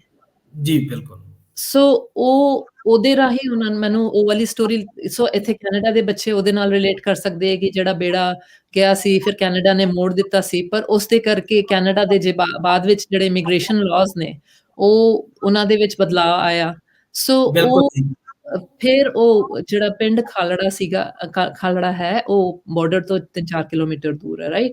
ਤੇ ਉਹ ਕੀ ਹੋਇਆ ਜਦ ਵੰਡ ਹੋਈ, ਤੇ ਕਦੇ ਉਹ ਕਹਿੰਦੇ ਸੀਗੇ ਕਿ ਉਹ ਪਾਕਿਸਤਾਨ ਵਿੱਚ ਜਾਣਾ ਹੈ, ਕਦੇ ਕਹਿੰਦੇ ਸੀ ਹਿੰਦੁਸਤਾਨ ਵਿੱਚ ਜਾਣਾ, ਫਿਰ ਅੰਤ ਵਿੱਚ ਉਹਨਾਂ ਦੇ ਜਿਹੜੇ ਮੁਸਲਮਾਨ ਹਮਸਾਏ ਸੀ, ਉਹਨਾਂ ਨੂੰ ਛੱਡ ਕੇ ਜਾਣਾ ਪਿਆ। ਸੋ ਉਹ ਜਿਹੜੀ ਕਹਾਣੀ ਸੀਗੀ ਬਾਰਡਰ ਤੇ, ਉਹਨਾਂ ਦੇ ਬਾਪੂ ਜੀ, ਬਾਪੂ ਕਰਤਾਰ ਸਿੰਘ, ਉਹਨਾਂ ਨੂੰ ਲੈ ਕੇ ਜਾਂਦੇ ਹੁੰਦੇ ਸੀਗੇ, ਜੀ ਤੇ ਦੂਰ ਆਪਣੇ ਜਿਹੜੇ ਵਿਛੜੇ ਗੁਆਂਢੀ ਸੀਗੇ, ਉਹਨਾਂ ਨੂੰ ਦੇਖਣ ਵਾਸਤੇ ਕਿ ਕੋਈ ਕਿੱਥੇ ਨਜ਼ਰ ਆ ਜਾਵੇ। ਸੋ ਇਸ ਜੀ ਤਰ੍ਹਾਂ ਦੀਆਂ ਛੋਟੀਆਂ-ਛੋਟੀਆਂ ਕਹਾਣੀਆਂ, ਉਸ ਦੇ ਰਾਹੀਂ ਮੈਨੂੰ 47 ਦੀ ਵੰਡ ਦੇ ਬਾਰੇ ਦੱਸਣਾ ਮਤਲਬ ਜ਼ਰੂਰੀ ਸਮਝਿਆ ਮੈਂ ਬੱਚਿਆਂ ਨੂੰ। ਸੋ ਜੀ ਜੀ ਇਸ ਤਰ੍ਹਾਂ ਦੇ ਉਹਨਾਂ ਦੇ ਜੀਵਨ ਦੇ ਨਾਲ ਜੁੜਦੇ ਆਪਾਂ 1900 ਤੋਂ ਲੈ ਕੇ ਮਤਲਬ 2000 ਤੱਕ ਦਾ ਪੂਰਾ ਇਤਿਹਾਸ ਪੰਜਾਬ ਦਾ ਦੱਸ ਦਿੱਤਾ। ਸੋ ਬੱਚਿਆਂ ਜੀ ਨੂੰ ਇੱਕ ਕਿਤਾਬ ਵਿੱਚ, ਔਰ ਖਾਸ ਕਰਕੇ 1984 ਦਾ ਵਾਕਿਆ ਕਿਉਂ ਵਰਤਿਆ, ਉਸ ਤੋਂ ਪਹਿਲਾਂ ਕੀ ਹੋਇਆ ਸੀਗਾ, ਉਸ ਤੋਂ ਪਹਿਲਾਂ ਕਿਹੜੀਆਂ ਘਟਨਾਵਾਂ ਹੋਈਆਂ ਸੀ, ਜਿਨ੍ਹਾਂ ਕਰਕੇ ਸਿੱਖਾਂ ਨੂੰ ਹਥਿਆਰ ਚੱਕਣੇ ਪਏ, ਫਿਰ ਖਾਲਿਸਤਾਨ ਦਾ ਜਿਹੜਾ ਮੂਵਮੈਂਟ ਸੀਗਾ ਉਹ, ਫਿਰ ਉਸ ਦੇ ਬਾਅਦ ਵਿੱਚ 90s ਦਾ ਜਿਹੜਾ ਤਸ਼ੱਦਦ ਸੀਗਾ ਸਟੇਟ ਦਾ, ਉਹ ਸਾਰਾ ਕੁਝ ਬਿਆਨ ਕੀਤਾ। ਫਿਰ ਸਰਦਾਰ ਜਸਵੰਤ ਸਿੰਘ ਖਾਲੜਾ ਦਾ ਇੱਕ ਮਨੁੱਖੀ ਕਾਰਕੁਨ ਵਜੋਂ ਉੱਭਰਨਾ, ਤੇ ਉਹ ਕਿਉਂ ਵੱਖਰੇ ਸੀਗੇ, ਉਹਨਾਂ ਨੇ ਕੀ ਵੱਖਰਾ ਕੀਤਾ ਕਿ ਕਿਉਂ ਉਹਨਾਂ ਨੂੰ ਆਪਾਂ ਯਾਦ ਕਰਨਾ ਚਾਹੀਦਾ, ਤੇ ਉਹਨਾਂ ਦਾ ਜਿਹੜਾ ਕੰਮ ਕਰਨੇ ਦਾ ਤਰੀਕਾ ਸੀਗਾ, ਉਹ ਸਾਰਾ ਜੀ ਕੁਝ ਦੱਸਦੇ ਹੋਏ ਆਪਾਂ ਫਿਰ ਉਹਨਾਂ ਬੀਬੀ ਪਰਮਜੀਤ ਕੌਰ ਖਾਲੜਾ ਉਹਨਾਂ ਨੇ ਉਹ ਮੁਹਿੰਮ ਨੂੰ ਅੱਗੇ ਕਿੱਦਾਂ ਚਲਾਇਆ, ਉਹ ਸਾਰਾ ਕੁਛ ਦੱਸਿਆ ਇਸ ਕਿਤਾਬ ਵਿੱਚ, ਔਰ ਚਿੱਤਰਾਂ ਦੇ ਰਾਹੀਂ ਸਚਿੱਤਰ ਕਰਕੇ। ਤੇ ਬੱਚਿਆਂ ਜਦ ਆਪਾਂ ਕੁਛ ਇਲਸਟ੍ਰੇਟ ਕਰਕੇ ਦੱਸਦੇ ਹਾਂ, ਫਿਰ ਨਾਲ ਨਕਸ਼ੇ ਵੀ ਦਿੱਤੇ ਆ ਇਹਦੇ ਵਿੱਚ, ਪੁਰਾਣੀਆਂ ਅਖਬਾਰਾਂ ਦੀ ਕਾਤਰਾਂ ਵੀ ਦੱਸੀਆਂ ਨੇ, ਤਾਂ ਕਿ ਬੱਚਿਆਂ ਨੂੰ ਲੱਗੇ ਕਿ ਆਹ ਫਿਕਸ਼ਨ ਨਹੀਂ ਹੈ, ਸੱਚੀ ਏਦਾਂ ਹੋਇਆ। ਸੋ ਇੱਕ ਕਿਤਾਬ ਵਿੱਚ ਨਾ ਆਪਾਂ ਉਹਨਾਂ ਦਾ ਮਤਲਬ ਸਾਰਾ ਕੁਛ ਦੇ ਦਿੱਤਾ, ਤੇ ਬੱਚੇ ਇਹ ਮੈਨੂੰ ਲੱਗਦਾ ਕਿ ਇਹ ਇਸ ਤਰ੍ਹਾਂ ਦੀ ਕਿਤਾਬ ਹੈ ਕਿ ਇਹ ਬੱਚਾ ਬਾਰ-ਬਾਰ ਇਹਦੇ ਵੱਲ ਖਿੱਚ ਕੇ ਆਏਗਾ, ਜਾਂ ਨੌਜਵਾਨ ਬਾਰ-ਬਾਰ ਖਿੱਚ ਕੇ ਆਏਗਾ। ਜੇ ਉਹਨੂੰ 84 ਦੇ ਉੱਪਰ ਰਿਸਰਚ ਕਰਨੀ ਹੈ ਤੇ ਇੱਥੇ ਆ ਸਕਦਾ ਹੈ। ਅਨੰਦਪੁਰ ਸਾਹਿਬ ਦਾ ਮਤਾ ਕੀ ਹੈ, ਜੇ ਉਹਨੂੰ ਪਤਾ ਕਰਨਾ ਤੇ ਇੱਥੇ ਆ ਸਕਦਾ ਹੈ। ਬਿਲਕੁਲ ਸਾਰਾ ਜੀ। ਫਿਰ 90s ਵਿੱਚ ਕੀ ਮਨੁੱਖੀ ਅਧਿਕਾਰਾਂ ਦਾ ਘਾਣ ਹੋਇਆ ਕਿਸ ਤਰ੍ਹਾਂ, ਉਹ ਸਾਰਾ ਕੁਛ ਇਹਦੇ ਵਿੱਚ ਆ। ਤੇ ਮੈਨੂੰ ਲੱਗਦਾ ਹੈ ਥੋੜਾ ਬਹੁਤ ਜਿਹੜੇ ਕਿ ਸਰਦਾਰ ਅਜਮੇਰ ਸਿੰਘ ਦੀ ਕਿਤਾਬ ਜ਼ਿਆਦਾ ਸਿਧਾਂਤਿਕ ਹੈ, ਤੇ ਆ ਥੋੜੀ ਜੀ ਮੋਰ ਸਟੋਰੀ ਲਾਈਕ ਹੈ, ਤੇ ਜੀ ਜ਼ਿਆਦਾ ਜੀ ਛੇਤੀ ਸਮਝ ਆਉਣ ਵਾਲੀ ਹੈ। ਬਿਲਕੁਲ ਭੈਣੇ, ਬਿਲਕੁਲ। ਤੁਸੀਂ ਕਿੰਨੀਆਂ ਕਿਤਾਬਾਂ ਛਪਾਈਆਂ ਸੀਗੀਆਂ ਇਹ ਦੀਆਂ, ਜਸਵੰਤ ਸਿੰਘ ਖਾਲੜਾ ਮਰਜੀਵੜਾ? ਮਰਜੀਵੜਾ ਕਿਤਾਬ ਹੈ ਜੀ 22,500 ਕਿਤਾਬ ਛਪਾਈ ਅਸੀਂ ਪੰਜਾਬ ਵਿੱਚ, 7,500 ਤੇ ਬਾਕੀ ਬਾਹਰ ਡਾਇਸਪੋਰਾ ਵਾਸਤੇ ਬਾਕੀ ਦੀ, ਜੀ ਜਿਹੜੀ ਕਿ ਤੇ ਅਮਰੀਕਾ, ਕੈਨੇਡਾ, ਇੰਗਲੈਂਡ ਸਾਰੀਆਂ ਥਾਵਾਂ ਤੇ ਗਈ ਹੈ। ਜੀ ਜੀ ਤੇ ਫੀਡਬੈਕ ਕਿਵੇਂ ਰਹੀ, ਜਾਂ ਸਾਰੇ ਕਿਤੇ ਤੁਸੀਂ ਕਿਤਾਬ ਪਹੁੰਚਾਉਣ ਦੇ ਵਿੱਚ ਸਫਲ ਹੋਏ ਹੋ? ਸਾਰੀਆਂ ਥਾਵਾਂ ਤੇ ਸਫਲ ਨਹੀਂ ਹੋ ਪਾਏ। ਅਸੀਂ ਕੀ ਕੀਤਾ ਸੀਗਾ ਕਿ ਪਹਿਲਾਂ ਅਸੀਂ ਕਿਤਾਬ ਛਪਾਉਣ ਤੋਂ ਪਹਿਲਾਂ, ਕਿਉਂਕਿ ਅਸੀਂ ਸੈਲਫ ਪਬਲਿਸ਼ ਕਰਦੇ ਹਾਂ ਤੇ ਸਾਡੇ ਕੋਲ ਡਿਸਟ੍ਰੀਬਿਊਸ਼ਨ ਨੈਟਵਰਕ ਨਹੀਂ ਹੈ ਇੰਨਾ ਜ਼ਿਆਦਾ, ਤੇ ਜੀ ਅਸੀਂ ਲੋਕਾਂ ਨੂੰ ਕਿਹਾ ਸੀ, ਕਿਉਂਕਿ ਹਾਲੇ ਤੱਕ ਮਤਲਬ ਮੈਨੂੰ ਲੋਕੀ ਬਾਤਾਂ ਵਾਲੀ ਗੁਰਮੀਤ ਕੌਰ ਦੇ ਨਾਂ ਤੇ ਜਾਣਦੇ ਆ, ਤੇ ਜਿਹੜੇ ਵੀ ਜਾਣਦੇ ਸੀ ਉਹਨਾਂ ਨੂੰ ਦੱਸਿਆ ਕਿ ਏਦਾਂ ਕਿਤਾਬ ਛਪਣ ਵਾਲੀ ਹੈ, ਤੇ ਫਿਰ ਤੁਸੀਂ ਪ੍ਰੀ ਆਰਡਰ ਕਰ ਲਿਓ। ਜੀ ਤੇ ਜਿਹੜੇ ਵੀ ਮੇਰੀ ਮਤਲਬ ਜਿਨ੍ਹਾਂ ਨੂੰ ਵਿਸ਼ਵਾਸ ਸੀਗਾ ਕਿ ਇਹ ਕਿਤਾਬ ਚੰਗੀ ਹੋਏਗੀ, ਉਹਨਾਂ ਨੇ ਫਿਰ ਪ੍ਰੀ ਆਰਡਰ ਕੀਤੇ ਆਪਣੇ-ਆਪਣੇ ਮੁਲਕਾਂ ਵਾਸਤੇ, ਤੇ ਜੀ ਬਿਲਕੁਲ ਫਿਰ ਉਹ ਅੱਗੇ ਡਿਸਟ੍ਰੀਬਿਊਟ ਕਰ ਰਹੇ ਨੇ, ਜਿਵੇਂ ਆਸਟ੍ਰੇਲੀਆ ਔਰ ਯੂਕੇ, ਕੈਨੇਡਾ ਔਰ ਯੂਐਸਏ, ਇਹ 4 ਥਾਵਾਂ ਤੇ ਉਹਨਾਂ ਨੇ ਪ੍ਰੀ ਆਰਡਰਸ ਹੋ ਗਏ ਸੀਗੇ। ਜੀ ਭੈਣੇ। ਪੰਜਾਬ ਵਿੱਚ ਅਸੀਂ ਛਪਵਾ ਦਿੱਤੀਆਂ ਨੇ, ਤੇ ਪੰਜਾਬ ਵਿੱਚ ਸਾਡੇ ਕੋਲ ਕਿਤਾਬਾਂ ਨੇ, ਤੇ ਹੁਣ ਅਸੀਂ ਸ਼ਾਹ ਕਿਤਾਬ ਘਰ ਦੇ ਰਾਹੀਂ ਅਸੀਂ ਡਿਸਟ੍ਰੀਬਿਊਟ ਕਰ ਰਹੇ ਹਾਂ, ਤੇ ਜਿਨ੍ਹਾਂ ਨੂੰ ਵੀ ਕਿਤਾਬਾਂ ਚਾਹੀਦੀਆਂ, ਤੇ ਤੁਸੀਂ ਸ਼ਾਹ ਦੀ ਲਿੰਕ ਪਾ ਸਕਦੇ ਹੋ, ਪੰਜਾਬ ਵਿੱਚ ਉਹਨਾਂ ਦੇ ਕੋਲੋਂ ਮਿਲ ਸਕਦੀ ਇਹ ਕਿਤਾਬ। ਇਹ ਇਹ ਸਵਾਲ ਹੀ ਹੁੰਦਾ ਵੱਡਾ ਅਸਲ ਦੇ ਵਿੱਚ ਇਹ, ਚਲੋ ਤੁਸੀਂ ਜਵਾਬ ਦਿੱਤਾ ਆਪਣੇ ਆਪ ਹੀ, ਪਰ ਆਪਾਂ ਨਾਲ ਲਿਖ ਵੀ ਦੇਵਾਂਗੇ। ਜਿਹੜੀਆਂ ਕਿਤਾਬਾਂ ਦਾ ਆਪਾਂ ਹੁਣ ਤੱਕ ਜ਼ਿਕਰ ਕੀਤਾ ਇਸ ਗੱਲਬਾਤ ਦੇ ਵਿੱਚ, ਬੱਚਿਆਂ ਦੀਆਂ ਕਿਤਾਬਾਂ, ਬਾਤਾਂ ਦੀਆਂ ਕਿਤਾਬਾਂ, ਜਾਂ ਮਰਜੀਵੜਾ ਕਿਤਾਬ ਦੀ ਗੱਲ ਕਰਦੇ ਹਾਂ ਆਪਾਂ, ਜਸਵੰਤ ਸਿੰਘ ਖਾਲੜਾ ਹੋਣਾ ਦੀ, ਭੈਣ ਹੋਣਾ ਦੀ ਲਿਖੀ ਆ, ਇਹ ਸਾਰੀਆਂ ਕਿਤਾਬਾਂ ਮਿਲ ਜਾਣਗੀਆਂ ਤੁਹਾਨੂੰ ਸ਼ਾਹ ਕਿਤਾਬ ਘਰ ਤੋਂ, ਨਾਲ ਨੰਬਰ ਵੀ ਪਾ ਦਾਂਗੇ ਆਪਾਂ। ਤੇ ਮਤਲਬ ਕਿ ਬੜੇ ਰੀਜ਼ਨੇਬਲ ਜਿਹੇ ਰੇਟਾਂ ਤੇ ਮਿਲਣਗੀਆਂ, ਆਮ ਜੇ ਰੇਟਾਂ ਤੇ, ਕੋਈ ਜ਼ਿਆਦਾ ਮਹਿੰਗੀਆਂ ਨਹੀਂ ਹੋਣੀਆਂ ਇਹ। ਅੱਛਾ, ਇੱਕ ਤੁਸੀਂ ਭੈਣੇ ਕਰਤਾਰਪੁਰ ਸਾਹਿਬ ਬਾਰੇ ਜ਼ਿਕਰ ਕੀਤਾ ਸੀ, ਆਪਾਂ ਉਹ ਵਿਸ਼ਾ ਵੀ ਥੋੜਾ ਜਿਹਾ ਛੇੜ ਗਏ। ਉਹ ਤੁਸੀਂ ਦੱਸੋ, ਤੁਸੀਂ ਪਾਕਿਸਤਾਨ ਦੇ 2 ਗੇੜੇ ਲਾਏ ਨੇ, ਉਹ ਜ਼ਰੂਰ ਦੱਸੋ ਸਾਨੂੰ। ਠੀਕ ਹੈ, ਸੋ ਮੇਰੀ ਪਾਕਿਸਤਾਨ ਦੀ ਪਹਿਲੀ ਗੇੜੀ ਸੀ। ਸਭ ਤੋਂ ਪਹਿਲਾਂ ਤੇ ਮੈਂ, ਕਿਉਂਕਿ ਮੇਰੇ ਪਾਕਿਸਤਾਨ ਦੇ ਨਾਲ ਸੰਬੰਧ ਇਸ ਕਰਕੇ, ਕਿਉਂਕਿ ਮੇਰੇ ਨਾਨਕੇ ਦਾਦਕੇ ਦੋਵੇਂ ਆ ਉੱਥੋਂ ਦੇ, ਜੀ ਤੇ ਪਰ ਮੈਨੂੰ ਜੋ ਕਤਲੇਆਮ ਹੋਇਆ ਸੀਗਾ ਸਿੱਖਾਂ ਦਾ ਵੰਡ ਦੇ ਵੇਲੇ, ਉਹਦੇ ਜੀ ਕਰਕੇ ਮੈਨੂੰ ਸੀਗਾ ਕਿ ਮੈਂ ਪਾਕਿਸਤਾਨ ਕਦੇ ਨਹੀਂ ਜਾ ਪਾਵਾਂਗੀ, ਕਿਉਂਕਿ ਮੈਨੂੰ ਜਿਹੜਾ ਦੁੱਖ ਹੈ ਅੰਦਰ, ਹਨਾ, ਉਸ ਗੱਲ ਦਾ ਕਿ ਸਾਨੂੰ ਆਪਣਾ ਘਰ-ਬਾਰ ਛੱਡ ਕੇ ਆਉਣਾ ਪਿਆ, ਤੇ ਉਹਨਾਂ ਨੇ ਮਤਲਬ ਕਿਸ ਤਰ੍ਹਾਂ ਜਰਿਆ ਹੋਏਗਾ, ਔਰ ਕਿੰਨੇ ਲੋਕੀ ਮਰੇ ਵੀ, ਸਾਡੇ ਪਰਿਵਾਰਾਂ ਵਿੱਚ ਵੀ ਕਈ ਲੋਕੀ ਮਰੇ ਜੀ ਆਉਂਦੇ, ਤੇ ਜੀ ਮੈਨੂੰ ਏਦਾਂ ਡਰ ਸੀਗਾ ਕਿ ਮੈਂ ਉੱਥੇ ਨਹੀਂ ਜਾਣਾ। ਫਿਰ ਜੀ ਮੇਰੀਆਂ ਕਿਤਾਬਾਂ ਜਿਹੜੀਆਂ ਸੀਗੀਆਂ, ਕੀ ਹੋਇਆ ਕਿ 2016 ਜਾਂ 16 ਦੀ ਗੱਲ ਹੈ ਕਿ ਜੀ ਲਹਿੰਦੇ ਪੰਜਾਬ ਦੇ ਇੱਕ ਲਿਖਾਰੀ ਨੇ, ਮਹਿਮੂਦ ਅਵਾਨ, ਉਹਨਾਂ ਨੇ ਮੇਰੀਆਂ ਕਿਤਾਬਾਂ ਪੜ੍ਹੀਆਂ, ਤੇ ਜੀ ਉਹ ਆਇਰਲੈਂਡ ਵਿੱਚ ਰਹਿੰਦੇ ਨੇ, ਤੇ ਉਹਨਾਂ ਦੇ ਬੱਚੇ ਆਇਰਲੈਂਡ ਵਿੱਚ, ਇੰਗਲੈਂਡ ਦੇ ਲਾਗੇ ਜਿਹੜਾ ਆਇਰਲੈਂਡ, ਉੱਥੇ ਜੀ ਉਹਨਾਂ ਦੇ ਬੱਚੇ ਜੰਪਲ ਉੱਥੇ ਦੀ ਹੈ, ਤੇ ਉਹ ਅੰਗਰੇਜ਼ੀ ਗੱਲ ਕਰਦੇ, ਉਰਦੂ ਵਿੱਚ ਵੀ ਨਹੀਂ ਗੱਲ ਕਰਦੇ, ਪੰਜਾਬੀ ਤੇ ਛੱਡੋ। ਤੇ ਉਹਨਾਂ ਨੇ ਮੇਰੀਆਂ ਕਿਤਾਬਾਂ ਲਈਆਂ, ਤੇ ਆਪਣੇ ਬੱਚਿਆਂ ਦੇ ਨਾਲ ਘਰ ਗਏ, ਤੇ ਉਹਨਾਂ ਨੂੰ ਬਹੁਤ ਸੋਹਣੀਆਂ ਲੱਗੀਆਂ, ਉਹਨਾਂ ਨੇ ਕਦੇ ਦੇਖੀਆਂ ਨਹੀਂ ਪੰਜਾਬੀ ਦੀਆਂ ਇੰਨੀਆਂ ਸੋਹਣੀਆਂ ਕਿਤਾਬਾਂ, ਤੇ ਉਹਨਾਂ ਨੇ ਆਪਣੇ ਬੱਚਿਆਂ ਨੂੰ ਪੜ੍ਹਾਉਣੀਆਂ ਸ਼ੁਰੂ ਕਰ ਦਿੱਤੀਆਂ। ਜੀ ਤੇ ਉਹਨਾਂ ਨੇ ਦੇਖਿਆ ਕਿ ਬੱਚੇ ਰੋਜ਼ ਆ ਕੇ ਲੈ ਕੇ ਆ ਜਾਂਦੇ ਸੀ ਕਿਤਾਬਾਂ, ਕਿ ਸਾਨੂੰ ਪੜ੍ਹਨੀ ਹੈ, ਸੁਣਨੀ ਹੈ, ਔਰ ਉਹਨਾਂ ਨੇ ਉਹਦੇ ਵਿੱਚੋਂ ਸ਼ਬਦ ਸਿੱਖਣੇ ਸ਼ੁਰੂ ਕਰ ਦਿੱਤੇ, ਤੇ ਵਰਤਣੇ ਸ਼ੁਰੂ ਕਰ ਦਿੱਤੇ ਆਪਣੇ ਘਰ ਵਿੱਚ, ਤੇ ਜੀ ਹੌਲੀ-ਹੌਲੀ ਵਰਤਣੇ ਸ਼ੁਰੂ ਕਰ ਦਿੱਤੇ। ਹੌਲੀ-ਹੌਲੀ, ਜੀ ਜਿਵੇਂ ਤੁਸੀਂ ਦੱਸਿਆ ਤੁਹਾਡੀ ਧੀ ਰਾਣੀ ਨੂੰ ਸਾਰੀਆਂ ਯਾਦ ਹੋ ਗਈਆਂ ਨਾ, ਉਹਨਾਂ ਹਾਂਜੀ, ਨੇ ਬਿਲਕੁਲ ਦੇ ਜੀ। ਬੱਚਿਆਂ ਨੂੰ ਵੀ ਕਹਾਣੀਆਂ ਯਾਦ ਹੋਣੀਆਂ ਸ਼ੁਰੂ ਹੋ ਗਈਆਂ ਤੇ ਜੀ। ਉਹਨਾਂ ਨੂੰ ਲੱਗਿਆ ਇਹ ਕਿਤਾਬਾਂ ਤੇ ਜਾਦੂਈ ਨੇ ਜਿੱਦਾਂ ਤੇ ਉਹਨਾਂ ਨੇ ਨਾ ਲੇਖ ਲਿਖਿਆ ਮੇਰੇ ਉੱਤੇ ਬਹੁਤ ਵੱਡਾ, ਜਿਹੜਾ ਕਿ ਪਾਕਿਸਤਾਨ ਦੇ ਸਾਰੇ ਅਖ਼ਬਾਰਾਂ ਵਿੱਚ ਛਪਿਆ, ਕਾਫ਼ੀ ਸਾਰੇ ਅਖ਼ਬਾਰਾਂ ਵਿੱਚ ਛਪਿਆ। ਜੀ, ਤੇ ਬਿਲਕੁਲ। ਉਹ ਚਾਹੁੰਦੇ ਸੀਗੇ ਕਿ ਸ਼ਾਹਮੁਖੀ ਵਿੱਚ ਵੀ ਇਹ ਕੰਮ ਹੋਵੇ ਕਿ ਤਾਂ ਜੋ ਉੱਥੇ ਦੇ ਪੰਜਾਬ ਦੇ ਬੱਚੇ ਨੇ, ਉਹਨਾਂ ਨੂੰ ਵੀ ਸੋਹਣੀਆਂ ਕਿਤਾਬਾਂ ਉਹਨਾਂ ਦੇ ਹੱਥਾਂ ਵਿੱਚ ਆਉਣ।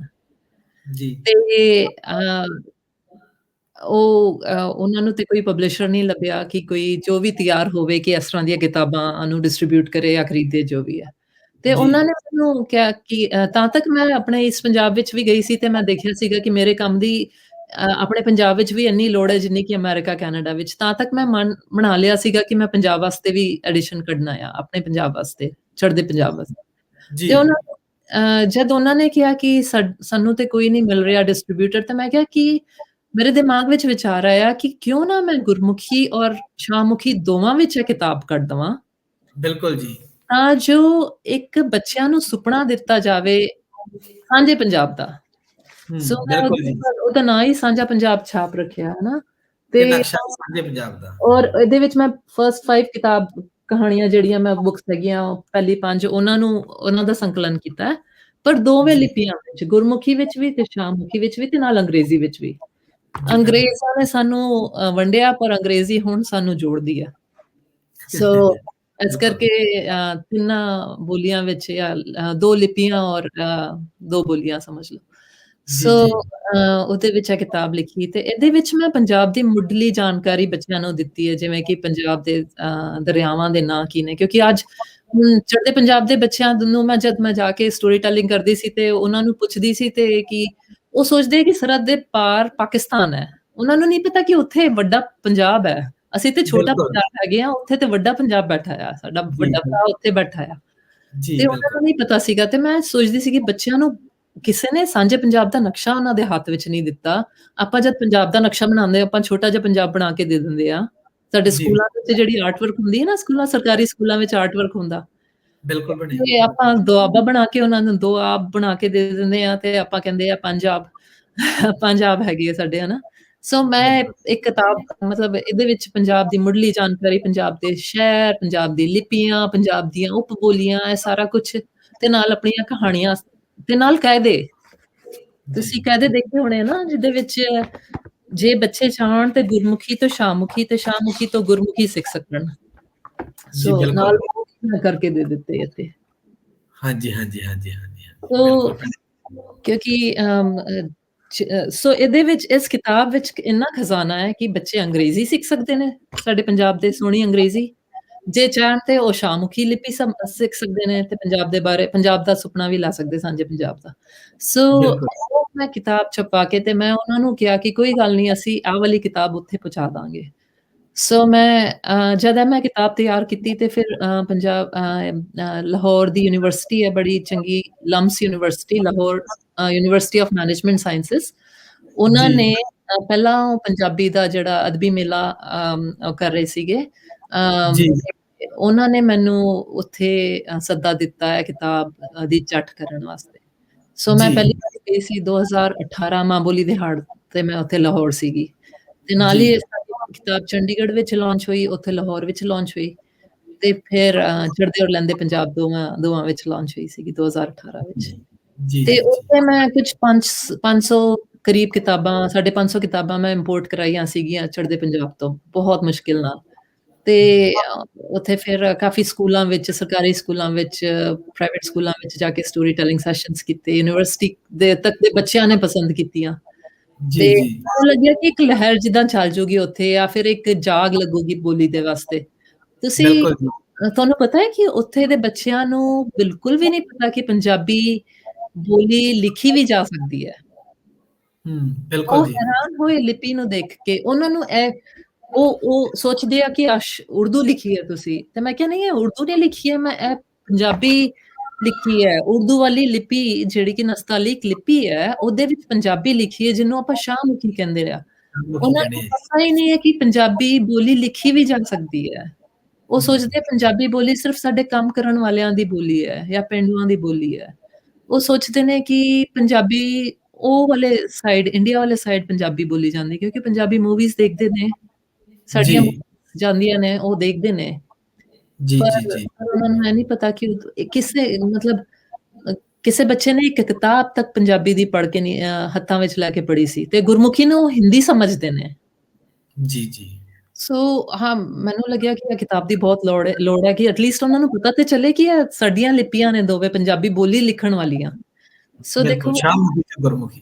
ਸ਼ਾਹਮੁਖੀ ਤੇ ਗੁਰਮੁਖੀ, ਸੋ ਇਹ ਇੰਨਾ ਘਾਣ ਹੋਇਆ ਬੋਲੀ ਦਾ ਉੱਥੇ, ਭਾਸ਼ਾ ਦਾ, ਪੰਜਾਬੀ ਭਾਸ਼ਾ ਦਾ, ਕਿ ਉਹਨਾਂ ਨੂੰ ਪਤਾ ਵੀ ਨਹੀਂ ਹੈ, ਲਿਖਣੀ ਹੂੰ, ਪੜ੍ਹਨੀ ਤੇ ਦੂਰ ਦੀ ਗੱਲ ਹੈ, ਉਹਨਾਂ ਨੂੰ ਪਤਾ ਵੀ ਨਹੀਂ ਹੈ ਕਿ ਪੰਜਾਬੀ ਲਿਖੀ ਜਾ ਸਕਦੀ ਹੈ। ਸੋ ਬਿਲਕੁਲ ਜੀ, ਬਿਲਕੁਲ, ਬਿਲਕੁਲ। ਸੋ ਇਹ ਉਪਰਾਲਾ ਇਸ ਕਰਕੇ ਕੀਤਾ ਆਪਾਂ ਕਿ ਸਾਡੇ ਬੱਚਿਆਂ ਨੂੰ ਵੀ ਨਹੀਂ ਪਤਾ ਕਿ ਸ਼ਾਹਮੁਖੀ ਵੀ ਕੋਈ ਚੀਜ਼ ਹੁੰਦੀ ਹੈ। ਹਾਂਜੀ, ਤੇ ਉਹ ਕਰਤਾਰਪੁਰ ਸਾਹਿਬ ਦਾ ਜਿਹੜਾ ਗੁਰਦੁਆਰਾ ਸਾਹਿਬ ਦੇ ਨਾਲ ਪੈਲੀ ਦਾ ਜਿਹੜਾ ਤੁਹਾਡਾ ਜਾਣ ਆਉਣ ਦਾ, ਉਹ ਉਧਰ ਮਾੜਾ ਜਿਹਾ ਆਪਾਂ ਸੋ ਕਰੀਏ ਪਹਿਲੀ ਆਪਾਂ। ਵਾਰੀ ਨਾ ਜਦ ਗਈ ਸੀ ਤੇ ਮੈਂ ਕਰਤਾਰਪੁਰ ਸਾਹਿਬ ਦੇ ਦਰਸ਼ਨ ਕਰਨ ਗਈ, ਨਨਕਾਣਾ ਸਾਹਿਬ ਤੇ ਕਰਤਾਰਪੁਰ ਸਾਹਿਬ ਦੇ। ਤੇ ਜੀ, ਜਦ ਮੈਂ ਕਰਤਾਰਪੁਰ ਸਾਹਿਬ ਗਈ ਉੱਥੇ, ਤੇ ਮੈਨੂੰ ਏਦਾਂ ਲੱਗਿਆ ਕਿ ਜਿਵੇਂ ਕਿ ਤੁਸੀਂ ਬਾਬਾ ਜੀ ਉੱਥੇ ਹੀ, ਬਾਬਾ ਜੀ ਦੀ ਮਿੱਟੀ ਵਿੱਚ ਏਦਾਂ ਲੱਗਦਾ ਸੀ ਕਿ ਬਾਬਾ ਜੀ ਜਿਉਂਦੇ ਨੇ। ਤੇ ਜੀ, ਬਿਲਕੁਲ। ਉੱਥੇ ਏਦਾਂ ਲੱਗਿਆ ਕਿ ਤੁਸੀਂ 500 ਸਾਲ ਪਹਿਲਾਂ ਚਲੇ ਗਏ ਹੋ ਸਮੇਂ ਵਿੱਚ। ਜੀ, ਉੱਥੇ ਤਾਂ ਕਰਤਾਰਪੁਰ ਲਾਂਘਾ ਨਹੀਂ ਖੁੱਲਿਆ ਸੀਗਾ, ਔਰ ਉਹਦੀ ਗੱਲਾਂ ਵੀ ਨਹੀਂ ਸ਼ੁਰੂ ਹੋਈਆਂ ਸੀਗੀਆਂ। ਤੇ ਗੁਰਦੁਆਰਾ ਇੱਕ ਦੂਰ ਦੁਰਾਡੇ ਖੇਤਾਂ ਦੇ ਵਿਚਕਾਰ ਗੁਰਦੁਆਰਾ ਸੀਗਾ। ਉਹੀ ਬਿਲਕੁਲ, ਖੇਤ ਜਿਹੜੇ ਕਿ ਬਾਬਾ ਜੀ ਕਦੇ ਖੇਤੀ ਕਰਦੇ ਸੀ, ਜਿੱਥੇ ਉਹ ਮਿੱਟੀ ਵਿੱਚ ਮਿੱਟੀ ਹੋਏ ਸੀਗੇ। ਬਿਲਕੁਲ ਜੀ। ਏਦਾਂ ਲੱਗਦਾ ਸੀਗਾ ਕਿ ਉਹ ਲਹਿਲਾਉਣ ਦੇ ਖੇਤਾਂ ਵਿੱਚ ਤੇ ਰੁੱਖ ਸੀਗੇ ਬਹੁਤ ਸਾਰੇ, ਹਨਾ? ਫਲਾਂ ਦੇ ਰੁੱਖ ਵੀ ਸੀਗੇ ਆਲੇ-ਦੁਆਲੇ, ਕਮਾਦ ਲੱਗੀ ਜੀ, ਹੋਈ ਸੀ। ਏਦਾਂ ਲੱਗਦਾ ਸੀਗਾ ਕਿ ਇੱਕ ਚਿੱਟੀ ਘੁੱਗੀ ਜਿਹੜੀ ਆ ਦੂਰ ਤੋਂ ਗੁਰਦੁਆਰਾ, ਇਹ ਖੇਤਾਂ ਵਿੱਚ ਚਿੱਟੀ ਘੁੱਗੀ ਜਿਹੜੀ ਤੁਹਾਨੂੰ ਸੱਦਾ ਦਿੰਦੀ ਹੈ ਕਿ ਇੱਥੇ ਆਓ ਤੇ ਸਕੂਨ ਮਿਲੇਗਾ ਤੁਹਾਨੂੰ, ਹਨਾ?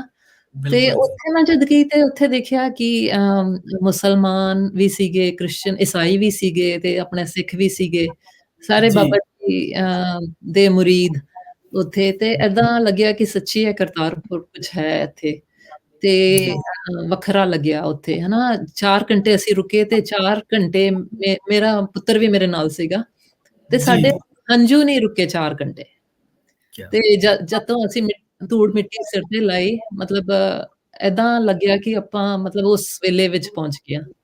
ਫਿਰ ਬਿਲਕੁਲ ਜੀ। ਅਰਦਾਸ ਕੀਤੀ ਕਿ ਮਤਲਬ ਕਿ ਦਰਸ਼ਨ ਦੀਦਾਰ ਹੋਣ, ਹਨਾ? ਤੇ ਜੀ, ਖੁੱਲੇ ਦਰਸ਼ਨ ਦੀਦਾਰ ਦੀ ਅਰਦਾਸ ਕੀਤੀ। ਜਦ 4 ਮਹੀਨਿਆਂ ਬਾਅਦ, 5-6 ਮਹੀਨਿਆਂ ਬਾਅਦ, ਮਤਲਬ ਗੱਲ ਲਾਂਘੇ ਦੀ ਗੱਲ ਸ਼ੁਰੂ ਹੋਣੀ ਸ਼ੁਰੂ ਹੋ ਗਈ। ਜੀ, ਨਵੰਬਰ ਵਿੱਚ ਜਦ ਉਹਨਾਂ ਨੇ ਲਾਂਘਾ ਅਨਾਉਂਸ ਕੀਤਾ, ਤੇ ਜੀ, ਉਹਦੇ ਪਲਾਨਸ ਜਿਹੜੇ ਹੈਗੇ ਉਹ ਨਸ਼ਰ ਕੀਤੇ ਕਿ ਇਸ ਤਰ੍ਹਾਂ ਬਣੇਗਾ ਕਰਤਾਰਪੁਰ ਸਾਹਿਬ ਗੁਰਦੁਆਰਾ। ਤੇ ਲਾਂਘੇ ਦੀ ਖੁਸ਼ੀ ਤੇ ਬਹੁਤ ਹੋਈ, ਪਰ ਜਦ ਉਹਨਾਂ ਜੀ, ਦੇ ਪਲਾਨ ਦੇਖੇ, ਤੇ ਮੈਨੂੰ ਬਹੁਤ ਧੱਕਾ ਲੱਗਿਆ। ਮੈਨੂੰ ਲੱਗਿਆ ਜਿਹੜਾ ਸੋਹਣਾ ਕਰਤਾਰਪੁਰ ਅਸੀਂ ਦੇਖ ਕੇ ਆਏ ਹਾਂ, ਜਿੱਦੇ ਆਬੋ-ਹਵਾ ਵਿੱਚ ਏਦਾਂ ਲੱਗਦਾ ਹੈ ਕਿ ਰੂਹਾਨੀਅਤ ਹੈ, ਉਹ ਇਹਨਾਂ ਨੇ ਜੀ, ਖਤਮ ਕਰ ਦੇਣਾ। ਕਿਉਂਕਿ ਬਾਬਾ ਜੀ ਨੇ ਉੱਥੇ 18 ਸਾਲ ਖੇਤੀਬਾੜੀ ਕੀਤੀ ਸੀ, ਕਿਰਤ ਦਾ ਸੁਨੇਹਾ ਉੱਥੋਂ ਦਿੱਤਾ ਆ। ਤੇ ਜੀ, 12 ਮਾਹ ਉੱਥੇ ਉਹਨਾਂ ਬਾਬਾ ਜੀ ਨੇ ਰਚਿਆ, ਹਨਾ? ਜੀ ਭੈਣੇ। 12 ਮਾਹ ਦੀ ਰਚਨਾ ਉੱਥੇ ਕੀਤੀ ਹੈ। ਕੁਦਰਤ ਦਾ ਦੇਖੋ, ਗੁਰਬਾਣੀ ਵਿੱਚ ਕੁਦਰਤ ਦੀ ਕਿੰਨੀ ਮਹਿਮਾ ਹੈਗੀ ਹੈ, ਤੇ ਉਹ ਸਾਰਾ ਕੁਝ ਖਤਮ ਹੋ ਜਾਏਗਾ। ਮੈਨੂੰ ਏਦਾਂ ਲੱਗਿਆ ਕਿ ਉਹਨਾਂ ਦੇ ਪਲਾਨਸ ਦੇਖ ਕੇ, ਤੇ ਫਿਰ ਮੈਂ ਇੱਕ ਬਹੁਤ ਸੋਹਣਾ ਆਰਟੀਕਲ ਲਿਖਿਆ। ਮੇਰੀ ਜਿਹੜੀ ਪੁਰਾਣੀ ਕਰਤਾਰਪੁਰ ਦੀ ਯਾਤਰਾ ਸੀਗੀ, ਔਰ ਕਰਤਾਰਪੁਰ ਦੀ ਮਹੱਤਤਾ ਕੀ ਹੈ ਸਿੱਖਾਂ ਵਾਸਤੇ, ਔਰ ਉੱਥੇ ਖੇਤ ਜੀ, ਕਿਉਂ ਹੋਣੇ ਚਾਹੀਦੇ ਆ, ਕੁਦਰਤ ਦਾ ਵਾਸਾ ਕਿਉਂ ਹੋਣਾ ਚਾਹੀਦਾ। ਤੇ ਉਹ ਜੀ ਭੈਣੇ। ਡੌਨ ਮੈਗਜ਼ੀਨ ਨੇ, ਡੌਨ ਨਿਊਜ਼ਪੇਪਰ ਨੇ ਛਾਪਿਆ ਸੀਗਾ ਉੱਥੇ। ਤੇ ਉਸਦੇ ਬਾਅਦ ਮੈਂ ਆਪਣਾ ਇਮਰਾਨ ਖਾਨ ਹੋਰਾਂ ਨੂੰ ਵਜ਼ੀਰ ਆਜ਼ਮ ਇਮਰਾਨ ਖਾਨ ਨੂੰ ਇੱਕ ਖਤ ਲਿਖਿਆ, ਬਹੁਤ ਵੱਡਾ, ਜੀ, ਜੀ, ਗੁਜ਼ਾਰਿਸ਼ ਕਰਦੇ ਹਾਂ ਕਿ ਤੁਸੀਂ ਬਾਬਾ ਜੀ ਦੇ ਖੇਤ ਛੱਡ ਦਿਓ, ਤੇ ਜੀ, ਮੈਂ ਵੀ ਤਿਆਰੀ ਕਰਨੀ ਹੈ, ਕਿਉਂਕਿ ਪਤਾ ਹੈ ਕਿ ਲਾਂਘਾ ਖੁੱਲੇਗਾ ਤੇ ਲੋਕੀ ਆਣਗੇ ਜਾਣਗੇ, ਰਿਹਾਇਸ਼ ਦਾ ਇੰਤਜ਼ਾਮ ਕਰਨਾ ਹੈ ਤੁਸੀਂ, ਤੇ ਉਹ ਥੋੜਾ ਹਟ ਕੇ ਕਰ ਲਿਓ, 1 ਕਿਲੋਮੀਟਰ ਦੂਰ ਕਰ ਲਿਓ। ਤੇ ਜੀ, ਜਿਹੜੇ 100 ਏਕੜ ਦੀ ਪੈਲੀ ਛੱਡ ਦਿਓ, ਉਹਨਾਂ ਦੇ ਬਗੀਚੇ ਛੱਡ ਦਿਓ।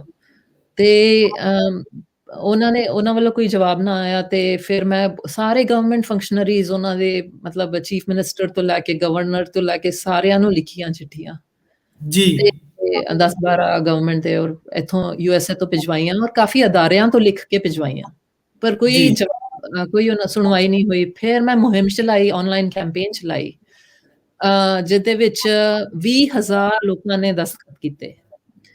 ਜੀ, ਉਹ ਗਵਰਨਰ ਆਏ ਸੀਗੇ, ਉਹਨਾਂ ਦੇ ਪੰਜਾਬ ਦੇ ਗਵਰਨਰ, ਫਿਰ ਉਹਨਾਂ ਦੇ ਨਾਲ ਮੁਲਾਕਾਤ ਕੀਤੀ ਆਪਣੀ ਟੀਮ ਨੂੰ ਲੈ ਜਾ ਕੇ, ਉਹਨਾਂ ਨੂੰ ਪੂਰਾ ਪ੍ਰੈਜੈਂਟੇਸ਼ਨ ਦਿੱਤਾ ਕਿ ਕਰਤਾਰਪੁਰ ਸਾਹਿਬ ਦੀ ਮਹੱਤਤਾ ਕੀ ਹੈ ਸਾਡੇ ਵਾਸਤੇ। ਇਹ ਸਾਡੀ ਪਹਿਲੀ ਟਕਸਾਲ ਹੈ, ਪਹਿਲੀ ਧਰਮਸਾਲ ਹੈ, ਇੱਥੋਂ ਇਹ ਸਾਡੀ ਪਹਿਲੀ ਯੂਨੀਵਰਸਿਟੀ ਹੈ ਸਿੱਖੀ ਦੀ, ਹਨਾ। ਤੇ ਬਿਲਕੁਲ ਜੀ, ਬਿਲਕੁਲ। ਮੈਨੂੰ ਤੁਸੀਂ ਉਸ ਰੂਪ ਵਿੱਚ ਜੋ ਰੂਪ ਬਾਬਾ ਜੀ ਨੇ ਸੋਚਿਆ ਸੀ, ਤੇ ਜੀ, ਉਸ ਰੂਪ ਵਿੱਚ ਤੁਸੀਂ ਕਰੋਗੇ ਤੇ ਜ਼ਿਆਦਾ ਤੁਹਾਡੇ ਕੋਲ ਮਤਲਬ ਤੁਹਾਡਾ ਸਨਮਾਨ ਹੋਵੇਗਾ ਤੇ ਜ਼ਿਆਦਾ ਲੋਕ ਆਉਣਗੇ। ਤੁਹਾਡੇ ਕੋਲ ਬਿਲਕੁਲ, ਮੌਕਾ ਹੈ ਕਰਤਾਰਪੁਰ ਨੂੰ ਇੱਕ ਆਈਡੀਅਲ ਉਹਦਾ ਪ੍ਰੀਜ਼ਰਵੇਸ਼ਨ ਕਰਨ ਦਾ। ਬਿਲਕੁਲ ਜੀ। ਉਹਨਾਂ ਦੀ ਗੱਲ ਸਮਝ ਆਉਂਦੇ ਲੇਟ ਹੋ ਗਿਆ, ਦੇਰ ਹੋ ਗਈ, ਤੇ ਫਿਰ ਉਹਨਾਂ ਨੇ, ਕਿਉਂਕਿ ਲਾਂਘਾ ਖੋਲਣਾ ਸੀ, ਉਸਾਰੀ ਕਰਨੀ ਸੀ, ਉਹਨਾਂ ਨੇ ਪੂਰਾ ਮਾਰਬਲ ਦੇ ਹੇਠਾਂ ਦਫਨ ਕਰ ਦਿੱਤਾ ਉਹ ਸਾਰਾ, ਹਨਾ। ਪਰ ਜੀ, ਇਹ ਹੋਇਆ ਕਿ ਫਿਰ ਨਵਜੋਤ ਸਿੰਘ ਸਿੱਧੂ ਨੇ ਵੀ ਗੱਲ ਚੁੱਕੀ ਸਾਡੀ ਕੈਂਪੇਨ ਦਾ ਹਵਾਲਾ ਦੇ ਕੇ, ਤੇ ਜੀ, ਉਹਦਾ ਅਸਰ ਇਹ ਹੋਇਆ ਕਿ ਉਹਨਾਂ ਨੇ ਕੁਛ 42 ਕੁ ਏਕੜ ਉਹਨਾਂ ਨੇ ਵਾਅਦਾ ਕਰ ਦਿੱਤਾ ਕਿ ਅਸੀਂ ਖੇਤੀਬਾੜੀ ਵਾਸਤੇ ਮਹਿਫੂਜ਼ ਰੱਖਾਂਗੇ, ਜੀ, ਸੋ ਜੀ। ਰਾਖੀ ਕਰਾਂਗੇ। ਸੋ ਇਹ ਸਿੱਟਾ ਨਿਕਲਿਆ, ਪਰ ਜੋ ਅਸੀਂ ਚਾਹੁੰਦੇ ਸੀਗੇ ਉਹ ਤੇ ਨਹੀਂ ਹੋਇਆ, ਪਰ ਇਹ ਗੱਲ ਜ਼ਰੂਰ ਹੋਈ ਕਿ ਉਹਨਾਂ ਨੇ ਜਿਹੜਾ ਫੇਜ਼ 2 ਵਿੱਚ ਡਿਵੈਲਪਮੈਂਟ ਕਰਨਾ ਹੈ, ਜਿਹੜੇ ਕਿ ਉਹਨਾਂ ਨੇ ਸ਼ਾਪਿੰਗ ਮਾਲਾਂ ਔਰ 5 ਸਟਾਰ ਹੋਟਲਸ ਬਣਾਉਣੇ ਸੀ, ਸ਼ਾਇਦ ਉਹ ਨਾ ਬਣਾਉਣ, ਕਿਉਂਕਿ ਉਹਨਾਂ ਦੀ ਗੱਲ ਸਮਝ ਆ ਗਈ ਕਿ ਕਰਤਾਰਪੁਰ ਨੂੰ ਕਿਵੇਂ ਰੱਖਣਾ ਚਾਹੀਦਾ ਹੈ। ਬਿਲਕੁਲ ਜੀ, ਬਿਲਕੁਲ, ਬਿਲਕੁਲ, ਬਿਲਕੁਲ। ਗੁਰੂ ਘਰਾਂ ਦੀ ਸ਼ਾਨ ਤਾਂ ਹੀ ਹੈ ਜੇ ਉਹ ਸਾਦੇ ਆ ਜੀ। ਜਿਵੇਂ ਤੁਹਾਡੇ ਲਈ ਗੱਲ, ਜੇ ਸ਼ਾਪਿੰਗ ਕੰਪਲੈਕਸ ਬਣਾਈ ਜਾਂਦੇ ਆ, ਫਿਰ ਤਾਂ ਆਪਾਂ ਉਹਨਾਂ ਦੀ ਦਿੱਖ ਵਿਗਾੜਦੇ ਹਾਂ। ਤੁਹਾਡਾ ਬਹੁਤ ਵੱਡਾ ਯੋਗਦਾਨ ਰਿਹਾ ਇਹ ਗੱਲ, ਤੁਸੀਂ ਮੈਨੂੰ ਅੱਜ ਹੀ ਦੱਸੀ ਆ ਫੋਨ ਤੇ, ਮੈਨੂੰ ਪਹਿਲਾਂ ਨਹੀਂ ਪਤਾ ਸੀ ਭੈਣੇ, ਤੇ ਗੱਲ ਬਹੁਤ ਸੋਹਣੀ ਲੱਗੀ ਮੈਨੂੰ। ਮੈਂ ਜਦੋਂ ਫੇਸਬੁੱਕ ਤੇ ਪੋਸਟ ਲਿਖੀ, ਉਹ 'ਚ ਮੈਂ ਜ਼ਰੂਰੀ ਲਿਖੀ ਗੱਲ, ਮੈਂ ਕਿਹਾ ਵੀ ਆਹ ਵੱਡੀ ਗੱਲ ਆ, ਪ੍ਰਾਪਤੀ ਹੈ ਇੱਕ। ਤੇ ਸਾਨੂੰ ਦੇਖਣ ਵਾਲੇ ਸਾਰੇ ਵੀਰਾਂ ਭਰਾਵਾਂ ਦਾ ਬਹੁਤ ਬਹੁਤ ਧੰਨਵਾਦ। ਤੇ ਭੈਣ ਹੋਣਾ ਦੀਆਂ ਲਿਖੀਆਂ ਕਿਤਾਬਾਂ ਸ਼ਾਹ ਕਿਤਾਬ ਘਰ ਤੋਂ ਮਿਲ ਜਾਣਗੀਆਂ, ਨਾਲ ਆਪਾਂ ਨੰਬਰ ਦੇਵਾਂਗੇ। ਤੇ ਕਿਤਾਬਾਂ ਕਿਹੜੀਆਂ ਨੇ ਪੰਜਾਬ ਦੇ ਵਿੱਚ, ਫੈਸਕੀਨੇਟਿੰਗ ਕਾਕਟੇਲਸ ਆਫ ਪੰਜਾਬ ਦੀਆਂ ਇੱਕੋ ਕਿਤਾਬ ਆ, ਸੋਹਣੇ ਪੰਜਾਬ ਦੀਆਂ ਮੂਹਣੀਆਂ ਬਾਤਾਂ, ਤੇ ਨਾਲ ਮਰਜੀਵੜਾ ਜਸਵੰਤ ਸਿੰਘ ਖਾਲੜਾ ਹੋਣਾ ਦੀ ਕਿਤਾਬ। ਇਹ ਕਿਤਾਬਾਂ ਤੁਸੀਂ ਤੁਹਾਡੇ ਤੱਕ ਪਹੁੰਚਦੀਆਂ ਕੀਤੀਆਂ ਜਾਣਗੀਆਂ, ਤੁਸੀਂ ਖਰੀਦ ਸਕਦੇ ਹੋ ਸ਼ਾਹ ਕਿਤਾਬ ਘਰ ਤੋਂ। ਤੇ ਬਹੁਤ ਬਹੁਤ ਧੰਨਵਾਦ ਭੈਣੇ ਤੁਹਾਡਾ ਵੀ, ਸਮਾਂ ਕੱਢਣ ਲਈ, ਗੱਲਾਂ ਬਾਤਾਂ ਕਰਨ ਲਈ। ਬਹੁਤ ਖੁਸ਼ੀ ਹੋਈ ਸਾਨੂੰ ਜੀ। ਮੈਨੂੰ ਵੀ ਬਹੁਤ ਖੁਸ਼ੀ ਹੋਈ ਤੁਹਾਡੇ ਨਾਲ ਗੱਲ ਕਰਕੇ, ਤੇ ਬਹੁਤ-ਬਹੁਤ ਧੰਨਵਾਦ, ਤੇ ਜ਼ਰੂਰ ਸਪੋਰਟ ਕਰੋ ਸਾਡੇ ਪ੍ਰੋਜੈਕਟਸ ਨੂੰ। ਤੇ ਦੂਜਾ ਗੱਲ, ਬਸ ਅਖੀਰਲੀ ਗੱਲ ਮੈਂ ਕਹਿਣਾ ਚਾਹੂੰਗੀ ਕਿ ਅਸੀਂ ਪੰਜਾਬ ਦੇ ਸਰਕਾਰੀ ਸਕੂਲਾਂ ਦੇ ਟੀਚਰਸ ਨੂੰ ਅਸੀਂ ਇਹ ਤਿੰਨੋਂ ਕਿਤਾਬਾਂ ਮੁਫ਼ਤ ਵਿੱਚ ਦੇ ਰਹੇ ਹਾਂ, ਤੇ ਤੁਸੀਂ ਜੀ, folktales of punjab.com/engage-punjab, ਉਹ ਮੈਂ ਲਿੰਕ ਤੁਹਾਨੂੰ ਭੇਜਦੀ ਹਾਂ, ਤੁਸੀਂ ਜ਼ਰੂਰ ਪਾਣਾ। ਜੀ, ਉੱਥੇ ਕਲਿੱਕ ਕਰੋਗੇ, ਇੱਕ ਫਾਰਮ ਆਊਗਾ, ਉੱਥੇ ਟੀਚਰਾਂ ਨੇ ਆਪਣਾ ਨਾਂ, ਪਤਾ, ਸਾਰਾ ਕੁਝ ਭੇਜਣਾ ਆ, ਤੇ ਅਸੀਂ ਜੀ, ਉਹਨਾਂ ਦੇ ਨਾਲ ਰਾਬਤਾ ਕਰਕੇ ਉਹਨਾਂ ਨੂੰ ਮੁਫ਼ਤ ਕਿਤਾਬਾਂ ਭੇਜਦੇ ਹਾਂ, ਤਾਂ ਜੋ ਆਪਣੇ ਸਕੂਲ ਦੇ ਬੱਚਿਆਂ ਨੂੰ ਜੋੜ ਸਕਣ ਇਹਨਾਂ ਕਿਤਾਬਾਂ ਦੇ ਨਾਲ। ਜੀ, ਬਿਲਕੁਲ, ਬਿਲਕੁਲ। ਜਿਹੜਾ ਕੁਛ ਦੱਸਿਆ ਇਹ ਸੋਹਣੀ ਗੱਲ ਆ, ਤੁਸੀਂ ਇਹ ਆਪਾਂ ਲਿੰਕ ਪਾ ਦਾਂਗੇ ਭੈਣੇ ਨਾਲ ਸਾਰੇ, ਹਨਾ, ਹਾਂਜੀ, ਤੇ ਕਲਿੱਕ ਕਰਕੇ ਅਗਲਾ ਕਰ ਸਕਦਾ। ਚੰਗਾ ਜੀ, ਸਤਿ ਸ੍ਰੀ ਅਕਾਲ, ਬਹੁਤ ਬਹੁਤ ਧੰਨਵਾਦ ਸਾਰਿਆਂ ਦਾ। ਸਤਿ ਚੰਗਾ ਸ਼੍ਰੀ ਭੈਣੇ, ਸਤਿ ਸ੍ਰੀ ਅਕਾਲ ਜੀ। ਅਕਾਲ।